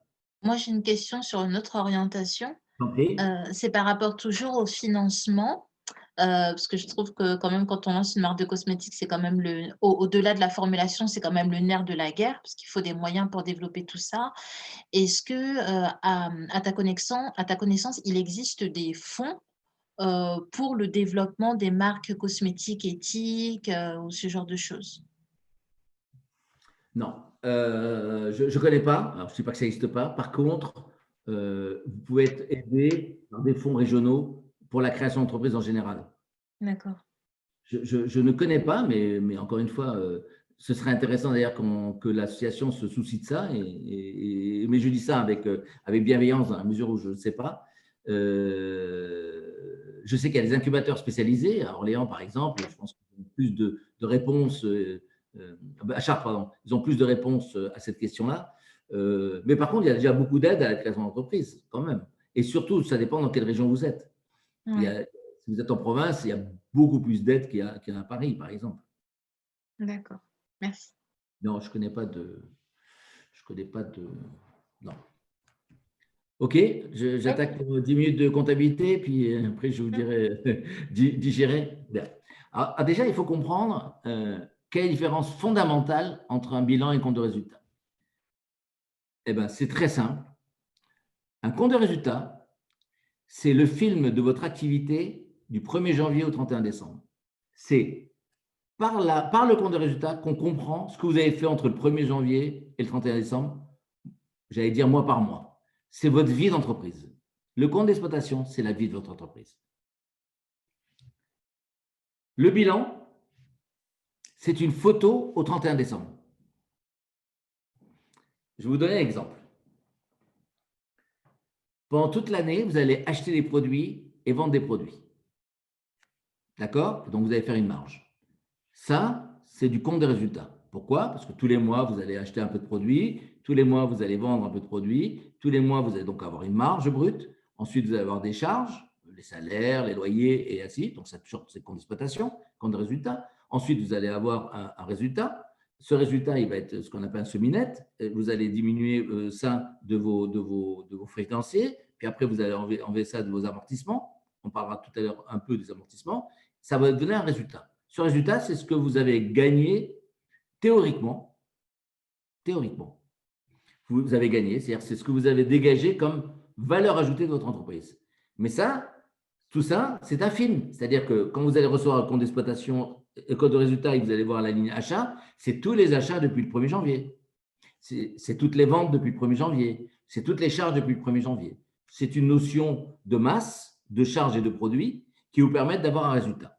Bien. Maintenant, vous le laissez de côté. Hein, vous l'oubliez. Maintenant, le bilan.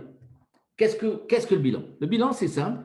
C'est au 31 décembre, je prends la photocopie, la photographie de votre entreprise et je vous dis, mais où est-ce qu'est passé l'argent? Alors, je vais vous donner un exemple. Vous avez gagné 10 000 euros en exploitation, d'accord, hein, achat à vente, c'est ça qui vous fait gagner de l'argent, hein, c'est l'achat à la vente. Hein. Donc, vous avez gagné 10 000 euros. Qu'est-ce que vous avez fait de ces 10 000 euros? Où est-ce qu'ils sont? Eh bien, ils sont dans le bilan. C'est dans le bilan que vous savez où est-ce qu'ils sont. Et ben, c'est très simple. Ben, soit vous avez acheté peut-être une chaise et une table, et ben, ils sont dans les immobilisations. Soit vous avez acheté des produits qui vous restent au 31 décembre. Je vous rappelle, hein, c'est une photographie. Donc, la photographie du stock au 31 décembre. Et ben, elle se trouve au stock. Et bien, il vous reste un peu d'argent. Vous avez des comptes clients, vous avez des clients à qui ils vous donnent de l'argent. Ben, ils sont en client, ils vous doivent. Donc, c'est de l'argent à vous. Ils vous doivent. Donc, le compte d'actifs, c'est votre patrimoine. C'est ce que vous avez emmagasiné qui se retrouve dans… Mais dans quoi? Eh ben, dans des meubles, dans du stock, dans des dettes que vous avez auprès de vos clients. Vous avez donné du crédit et il vous reste un peu d'argent en banque. Ben voilà. Vous avez fait la photo de là où est l'argent. Ça s'appelle l'actif. Maintenant, le passif. Ben, évidemment, cet actif-là, qui est la totalité de l'actif que vous avez, c'est-à-dire la photo de votre patrimoine, il est grévé, il est diminué parce que vous devez au 31 décembre. Alors, à qui vous devez de l'argent? Ben, vous devez de l'argent à vos fournisseurs. C'est le passif. Vous devez de l'argent à vous-même. Ça s'appelle les comptes courants. Vous devez de l'argent à l'État. Ça s'appelle TVA ou charges sociales. Parce que vous n'avez pas payé au 31 décembre, vous allez payer le 4 janvier ou 10 janvier ou 20 janvier, mais il faut que vous provisionnez. Donc, votre patrimoine, vous avez emmagasiné un certain nombre de choses qui est constaté. Vous avez de l'IMO, donc des meubles, vous avez ou un atelier ou une chose comme ça, vous avez du stock, vous avez des comptes clients et vous avez de la banque, mais vous devez du compte fournisseur, vous devez de l'argent à vous-même, vous devez de la dette de l'État. Et quand vous rapprochez ces deux masses, il vous reste quelque chose, il vous reste un élément qui s'appelle le compte capital. Donc, je vous rappelle, patrimoine au 31 décembre, moins ce que vous devez au 31 décembre, il vous reste une masse. C'est ça votre enrichissement. Cette masse, comment elle se lit sur le bilan? Elle se lit sur le compte capital en haut et vous avez la première ligne qui est capital. Ça, c'est un élément figé puisque vous l'avez constitué. C'est le seul élément figé que vous avez dans votre capital, c'est celui-là. Il ne bouge jamais. Pourquoi? Parce que vous l'avez toujours dans votre entreprise. Par contre, il est diminué ou augmenté des pertes que vous avez faites. Évidemment que si vous avez des gains que vous n'avez pas distribués, c'est-à-dire si vous avez gagné 10 000 euros et que vous n'avez pas pris en salaire, ben ces 10 000 euros enrichissent l'entreprise. Et vous les retrouvez au capital. Donc, votre capital est constitué. Donc, je vous rappelle la masse. Actif, c'est tout votre patrimoine. Passif, c'est tout ce que vous devez. Le capital n'appartient pas au passif. Il est au passif, mais il n'appartient pas au passif. Ce n'est pas une dette. C'est simplement la manière de comprendre où est votre patrimoine. Donc, quand vous comprenez ça, vous enlevez votre passif, vous enlevez votre actif, vous allez retrouver une somme, et cette somme, vous allez l'expliquer par le fait que vous avez mis de l'argent, capital, le fait que vous avez gagné ou perdu de l'argent, ça diminue votre capital ou ça augmente votre capital, et la réserve légale, puisque tous les ans, vous êtes obligé de mettre 10% de vos résultats au minimum en réserve légale. Voilà. Et c'est ça qui constitue votre enrichissement. Donc, quand vous lisez un bilan ou quand vous lisez un résultat, vous ne lisez pas la même chose. Votre résultat, votre compte résultat, c'est la chose la plus intéressante et la plus importante, c'est comment vous gagnez de l'argent. C'est en achetant, en vendant, en ayant des charges. C'est ça le cœur de votre entreprise. Ce n'est pas le bilan. Le bilan, c'est, et avec cet argent que vous avez gagné, qu'est-ce que vous en avez fait? Comment il se retrouve? Et là, on est dans le bilan qui est la photographie. Pourquoi est-ce que le bilan, ça intéresse plus les banques que le compte de résultat, même si le compte de résultat les intéresse? C'est parce que c'est là où est l'enrichissement pur. C'est qu'est-ce que vous en avez fait? Est-ce que vous avez traduit ça en immobilier ou en mobilier? Est-ce que vous avez traduit ça en stock? Est-ce que vous avez traduit ça en argent? Est-ce que vous devez beaucoup d'argent ou est-ce que vous devez peu d'argent? C'est ça qui intéresse votre banquier pour savoir si vous pouvez vous endetter ou pas. Donc, il y a les masses, c'est le bilan, et il y a votre capacité d'endettement, c'est votre résultat de compte des résultats. C'est est-ce que vous avez de la marge pour pouvoir le rembourser? Est-ce que vous comprenez un petit peu mieux ces enjeux? Je peux répéter bien sûr sur un certain élément, mais vous constaterez, si vous ne l'avez pas déjà constaté, que le résultat d'exploitation que vous avez en fin de compte d'exploitation, compte de résultat, est égal, évidemment, au résultat que vous allez avoir au niveau du capital, de la ligne capitale.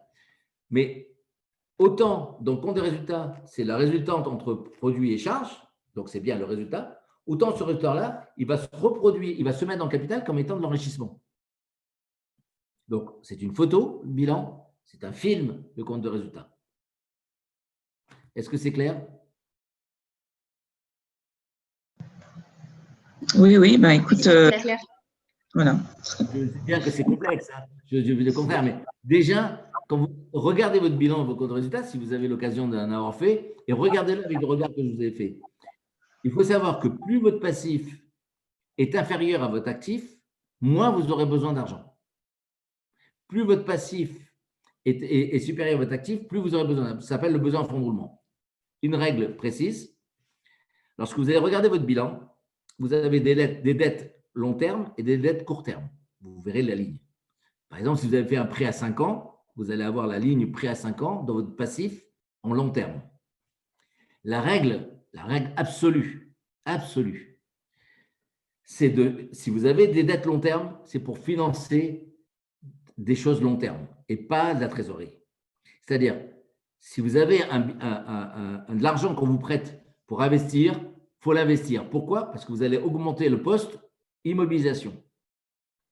Si vous n'augmentez pas le poste immobilisation, si vous augmentez votre compte de banque uniquement, vous allez vous retrouver avec un besoin de fonds de roulement parce que vous ne pouvez pas compenser des dettes long terme avec de l'usage court terme. C'est comme si vous empruntiez 100 000 euros sur 5 ans et vous les dépensez tout de suite. Eh ben, comment vous allez faire pour continuer à les rembourser plus tard? Donc, il faut faire très, très attention à la manière de s'endetter. Si vous avez besoin de l'argent court terme, vous faites un prêt court terme et vous le dépensez à court terme. Si vous avez besoin d'argent pour investir, faites un moyen terme, mais investissez dans le moyen terme. Ça, c'est une règle absolue pour les banques. Votre besoin en fonds de roulement, c'est le calcul entre l'actif immobilisé et les dettes long terme. C'est ça qui fait votre besoin en fonds de roulement. Vous regardez votre bilan, vous regardez votre immobilisation, vous regardez votre dette de long terme. Si votre dette long terme est supérieure à votre immobilisation, ben vous avez besoin d'argent, vous avez un besoin de fonds de roulement négatif. Si au contraire, votre dette long terme est inférieure à vos immobilisations, vous avez un fonds de roulement positif. C'est un peu plus compliqué ça, mais comment vous dire, on ne lit pas la même chose, et c'est pour ça qu'il y a deux choses d'ailleurs. On ne lit pas la même chose, on ne va pas chercher la même information lorsqu'on lit son bilan et lorsqu'on lit son compte d'exploitation, compte de résultat. Mais l'interaction entre les deux, la seule interaction entre le compte des résultats et le bilan, c'est le bénéfice ou la perte. C'est la seule interaction que vous avez au bilan. C'est la seule chose que vous allez retrouver dans les deux cas.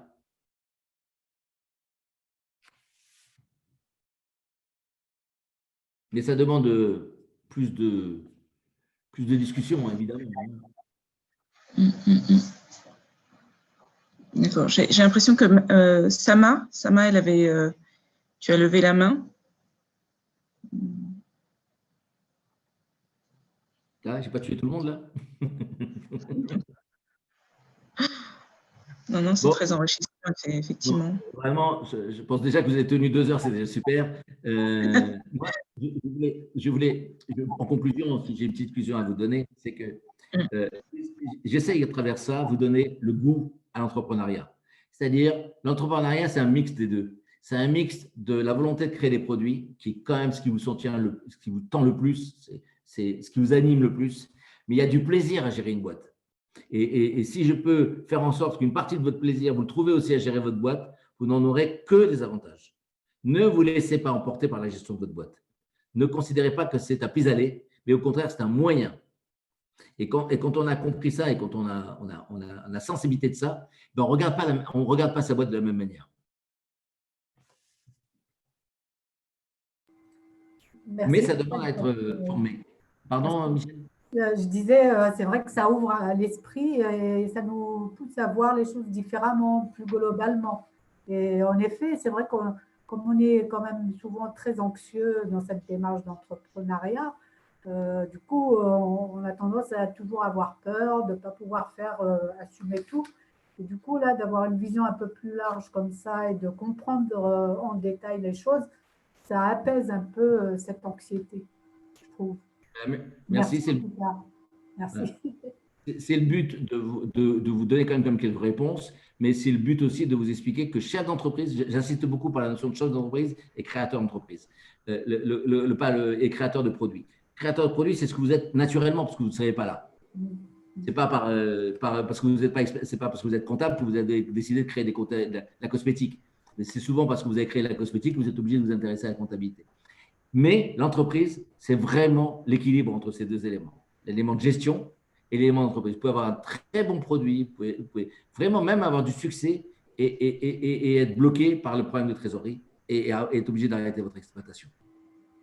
J'ai une question à te poser. Oui. Justement, pour faire le lien entre tout l'aspect financier, trésorerie notamment, et la création de produits cosmétiques, de par ton expérience, bon, je sais que ma question, elle est un peu bateau, mais d'après toi, encore une fois, d'après ton expérience, pour lancer un premier produit, à ton avis, de combien est-ce qu'il faudrait disposer? Parce que c'est vrai que quand on se concentre sur la formulation de son produit, on pense à la matière première, on pense à ce qui nous paraît logique, mais on n'a pas conscience de tout ce que ça engendre justement d'avoir une entreprise à gérer et des frais annexes qui pourraient se rajouter. Donc, grosso modo, pour un produit, à ton avis, il faudra disposer de combien? Ah la vache. Bon, là, bien sûr qu'il n'y a pas de réponse parce que ça dépend tellement du produit, Ouais. de la marque, du stock que vous êtes obligé de constituer avant de vendre. Parce que tout ça, c'est ce que je vous dis. Constituer un stock, je vais essayer de répondre à Génie. Constituer un stock n'est pas une perte. Pourtant, ça vous bouffe toute votre trésorerie. C'est ça. Donc, le problème, c'est cet équilibre-là qu'il faut trouver entre qu'est-ce que vous avez besoin comme argent égale quel est le prix d'entrée de ce marché en fonction de vos contraintes. Par exemple, vous pouvez très bien avoir un fournisseur qui vous dit je vous laisse 90 jours pour payer votre stock. Et un même fournisseur qui vous dit si vous ne me payez pas un acompte de 50% 3 mois avant et 50% à la livraison, vous ne pouvez pas monter. Dans un cas, tu as besoin de tant d'argent, dans l'autre cas, tu as besoin de 3 fois le même montant. D'accord, je comprends. Donc, le vrai, et tu as raison, Génie, c'est vraiment ça que j'essaie de faire passer comme message. Calculez votre boîte. Alors, bien sûr, sur vos marges, mais les marges, c'est facile à calculer. C'est facile.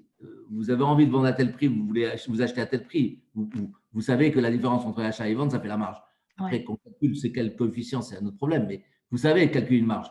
Mais vous ne savez pas calculer votre besoin de trésorerie. Votre besoin de trésorerie, c'est insidieux parce que vous constituez votre premier stock.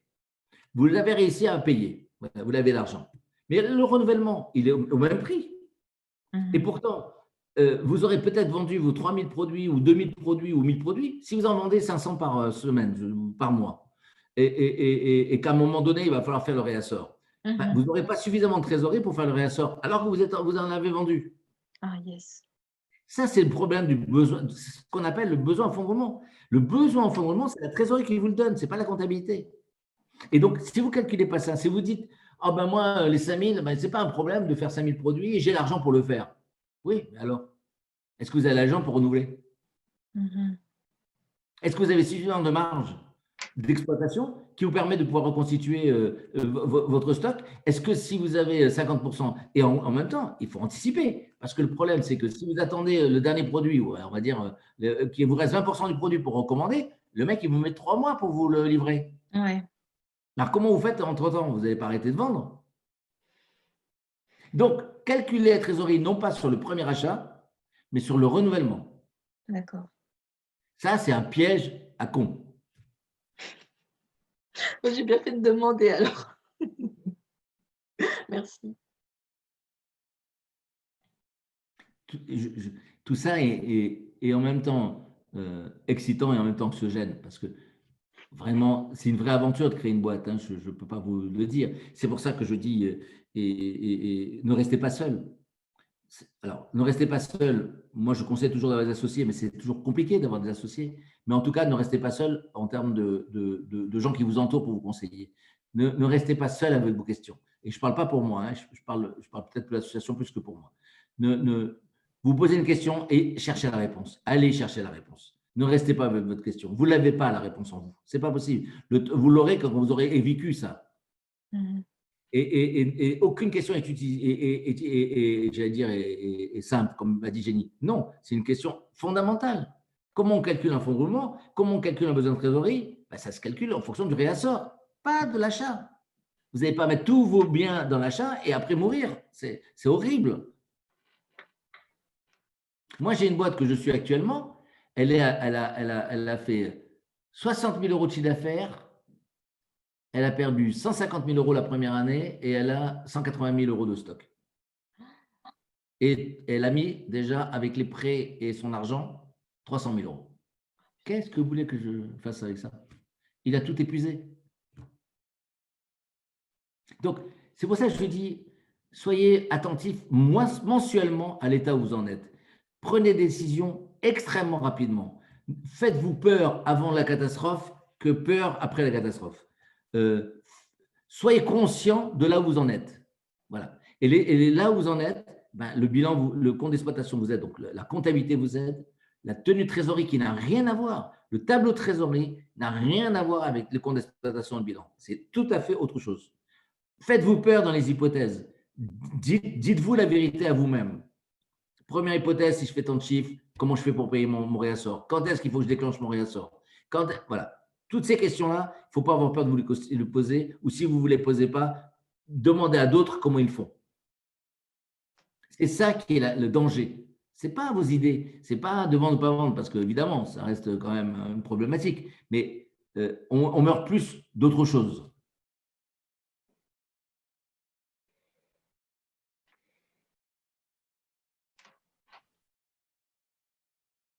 Là, voilà.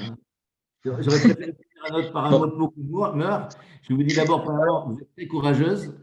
Vous avez, la deuxième chose, je pense que l'effet déjà vous inscrire à ce club et montre déjà votre volonté de partage et d'envie d'avancer. Et j'espère que vous avez sensibilisé plus encore que vous l'étiez. Qui est-ce qui m'a dit j'ai pas compris le ressort? Je peux le repréciser.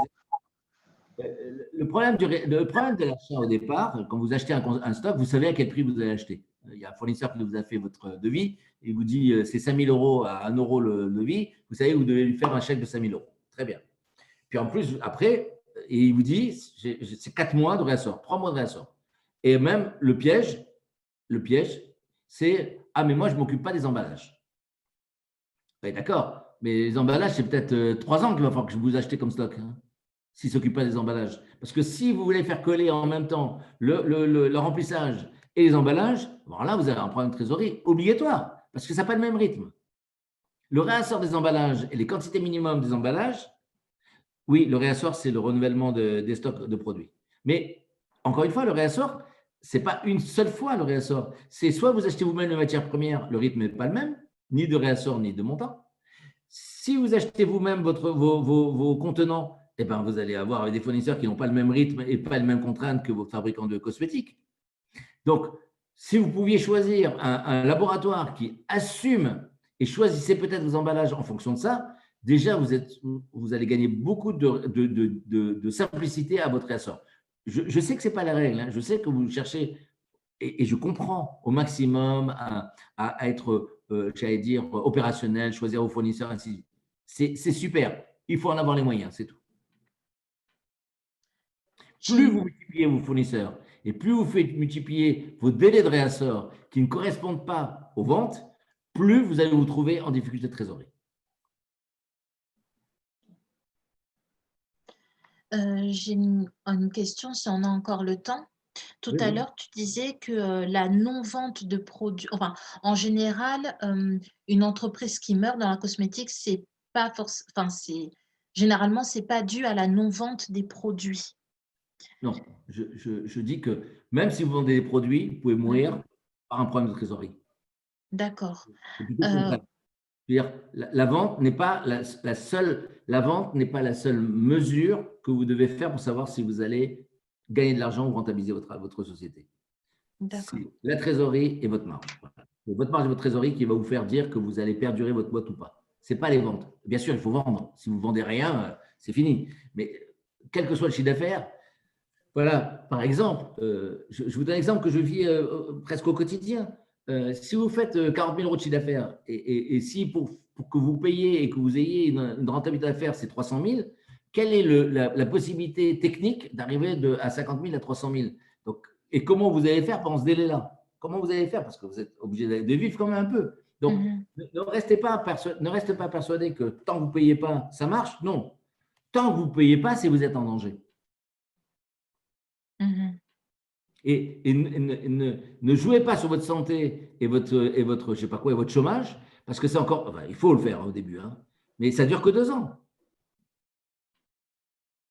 Ouais. Donc, soyez dans un rapport avec votre entreprise où vous savez comment ça se passe le rouage, vous faites un peu peur sur la manière de faire et vous avez les clignotants tous les mois sur lesquels vous dites j'en suis là, il faut que j'atteigne ça, il faut que j'atteigne ça, il faut que j'atteigne ça. Et ça, c'est pour perdurer, hein, évidemment. Hein. D'accord. Et justement, ce qui pourrait, comment dire, empêcher la bonne vente des produits, d'après toi, qu'est-ce que ce serait? Est-ce que c'est le manque de marketing, le manque de pub, le manque de… Qu'est-ce que tu en penses? Alors, ce qui empêche la vente d'un produit, c'est 5 éléments. Ça s'appelle le marketing mix. Ça peut venir de votre produit lui-même. Il ne correspond pas, il ne plaît pas, il n'est pas intéressant. Ça peut correspondre à votre prix. Vous avez une inadéquation entre votre prix et votre produit. Et ça empêche les ventes. Vous avez une erreur de distribution, de circuit de distribution. Le circuit de distribution que vous avez choisi ne correspond pas à votre cible de client et ne correspond pas à votre prix. En tout cas, il y a un manque d'adéquation entre ça. Donc, produit, prix, circuit de distribution, communication, évidemment. Si vous communiquez dans les réseaux sociaux et que votre produit, c'est bête ce que je vous dis, à des personnes âgées, eh ben, c'est sûr que vous n'atteignez pas votre… Donc, le manque de communication ne peut s'analyser que si vous avez déjà résolu les 3 autres problèmes, qui est le prix, le produit, le circuit de distribution. D'accord. Ça, c'est des erreurs marketing. Après, les autres erreurs qui fait que vous ne vendez pas, c'est que vous n'avez pas mis suffisamment de puissance dans la commercialisation de votre produit. C'est-à-dire, si vous êtes tout seul à vendre, vous ne pouvez pas distribuer dans la France entière. Donc, l'adéquation entre circuit de distribution et méthode de commercialisation est un élément extrêmement important. Et si vous dites, ah ben moi, je veux faire plus de chiffre d'affaires et je vais prendre des commerciaux, ben, si vous ne faites pas assez de marge, vous ne pourrez jamais les payer. Donc, tout cet équilibre-là, ça se calcule dans le prévisionnel. C'est votre prévisionnel dans lequel vous dites des choses vraies pour vous-même, mais comment je fais pour me donner les moyens de me développer. Tant que vous êtes vous-même en auto-entrepreneur, c'est pour ça que je n'aime pas la forme auto-entrepreneur. Tant que vous êtes auto-entrepreneur, vous gagnez peu d'argent parce que vous faites l'effort d'investir. Parce que moi, je considère qu'à partir du moment où vous ne payez pas, c'est parce que vous investissez. Hein. D'accord, vous avez quand même votre argent. Mais derrière, ça ne doit pas cacher la réalité économique de votre affaire. Et dernier point que j'aimerais vous faire passer comme message, et vraiment, c'est un message que je vais vous faire passer. Posez-vous la question de savoir qu'est-ce qui est le plus important pour vous. Est-ce que c'est de créer votre propre produit ou de travailler dans le monde de la cosmétique? Je vais vous dire pourquoi je vous dis ça. Si vous avez l'âme d'entrepreneur, vous avez envie de plus être salarié, vous avez envie d'entreprendre, ne soyez pas focus sur vouloir créer votre propre produit. Allez rejoindre des gens qui ont déjà des produits et rentrer dans leur capital et rentrer dans leur dynamique. Plus vous êtes nombreux dans un projet, plus ça vous donne les moyens de passer des caps difficiles et en termes de trésorerie et en termes de décision. 2 sommes équivalentes pour une somme équivalente pour un produit, c'est plus faible que les deux sommes pour un même produit. C'est encore moins plus faible, c'est 3 personnes pour un même produit. Vous multipliez par 3 vos chances de succès, vous multipliez par 3 votre chance de revenus et vous multipliez et vous prenez moins de risques en termes de charges. Donc, je ne dis pas que c'est une règle, je dis il faut de manière, j'allais dire, intrinsèque, vous poser la bonne question. Créer la boîte, c'est comme se donner une liberté. Mais en même temps, cette liberté, vous avez vu, c'est bourré de pièges. Est-ce que cette liberté que vous avez envie, est-ce que cette manière de créer vos envies, est-ce qu'elle est basée sur les produits ou est-ce qu'elle est basée sur votre envie d'être chef d'entreprise? Eh ben, si vous penchez la balance sur cette entreprise, allez rejoindre allez aider quelqu'un qui a déjà lancé son produit. Ce sera toujours plus rentable pour vous. Et vraiment, je le dis en toute sympathie. Ne restez pas toute seule à vouloir créer votre propre produit. Si vous avez un certain type d'ambition, par contre, si vous avez envie d'exister un produit que vous ressentez, vous avez envie de faire venir des produits d'une culture différente et que vous avez envie ou vous avez découvert quelque chose, allez-y à fond la caisse. Hein. C'est comme ça que vous allez gagner de l'argent. Mais n'oubliez pas que lancer un produit, vendre le produit n'est pas une fin en soi. La gestion de l'entreprise, c'est bien, c'est aussi important et c'est souvent de ça dont on meurt. Ce n'est pas de la bonne idée ou du bon produit. Le cimetière est rempli de bons produits. Fred, j'ai une question. Ça veut dire qu'aller rejoindre, c'est-à-dire une structure qui existe déjà, c'est pour vendre les produits cosmétiques déjà existants avec un laboratoire, par exemple? Non. Ou des autres créateurs. Mais au moins, vous serez deux à créer, à mettre un focus dans sur la création. D'accord. Je vous le dis parce que j'ai remarqué, et je le remarque encore sur certains d'entre vous, je ne donnerai pas de nom, qu'il y a une confusion entre j'ai envie d'entreprendre et je suis porté par fabriquer un certain type de produit. Eh bien, si vous avez envie d'entreprendre, entreprenez avec d'autres. Si vous êtes porté par votre produit, parce que, je ne sais pas, vous en avez rêvé, enfin, n'importe quoi, c'est le souvenir de votre grand-mère ou je ne sais rien, qu'importe, si vous êtes porté par le produit, lancez votre produit. Mais si vous êtes porté par le management et l'envie de gérer et l'envie d'être indépendante et l'envie de construire votre propre business, moi, je vous conseille de rejoindre d'autres personnes et de ne pas rester seul. C'est un conseil, hein. Ça vaut ce que ça vaut. Hein. C'est un très beau conseil. C'est un conseil, effectivement. On arrive, il ne reste plus que 5 minutes. Je pense que, je ne sais pas si vous avez d'autres questions, mais c'est vrai que, donc, si on fait un grand résumé, hein, j'en oublié le 3/4, mais ta dernière phrase, elle est vraiment essentielle pour tous ceux qui projettent de se lancer et de faire une réflexion également sur comment je peux être utile par ailleurs. Donc, ça peut être aussi via un partenariat, via comment s'associer à d'autres structures. Et je sais qu'il y a des structures qui aident à chercher l'associé qu'ils font et dans différents domaines. Ça, c'est une vision que voilà, que tu me fais en fait remonter, qui me parle moi, hein, à titre personnel par rapport à ça. Donc oui, se lancer dans l'entrepreneuriat, il y a pas mal de sujets à couvrir. C'est pas simplement le produit, c'est comme tu l'as bien fait remarquer, c'est la marque et quelle stratégie on porte à son ambition. Est-ce qu'il est d'être marque versus entreprise en vue de développer principalement la marque et puis de se faire des royalties? C'est quelque chose que merci, parce que je n'avais pas du tout ça en ligne de mire et je pense que beaucoup également, je sais que je ne vais pas me tromper, mais parmi les participants, n'avaient pas cet élément-là non plus. Donc, une très bonne clé que tu nous apportes, ici. Cette notion aussi de comment gérer en gros l'entreprise à travers la gestion du stock. Qu'est-ce que ça veut dire derrière versus besoin de fonds de roulement et puis notre financement à nous. Moi, j'ai une expérience à titre personnel où j'ai également à un moment donné créé ma boîte. Donc, c'était pas dans le secteur de la cosmétique, mais dans un autre secteur qui était plus l'art de la table et de la déco. Et cette notion de renouvellement de stock était très importante avec l'obligation de montrer à chaque fois du neuf. Et donc, du coup, il y avait cette problématique de gestion des stocks de façon à ce que le client ne se voit pas, quand il rentre, l'habitué n'ait pas toujours l'impression d'avoir les mêmes produits. Et donc voilà. Donc ça, c'est vraiment une problématique et je l'ai aussi vécu. En tout cas, vraiment, merci beaucoup. Je ne sais pas si l'une d'entre vous a des retours, des appréciations à faire, mais on est 17 et c'est vraiment une belle session aujourd'hui qu'on a eue. Donc, je vais laisser la parole à certains et certaines si vous voulez faire un petit commentaire, un dernier commentaire, histoire que l'on se… Voter. N'hésitez pas à parler.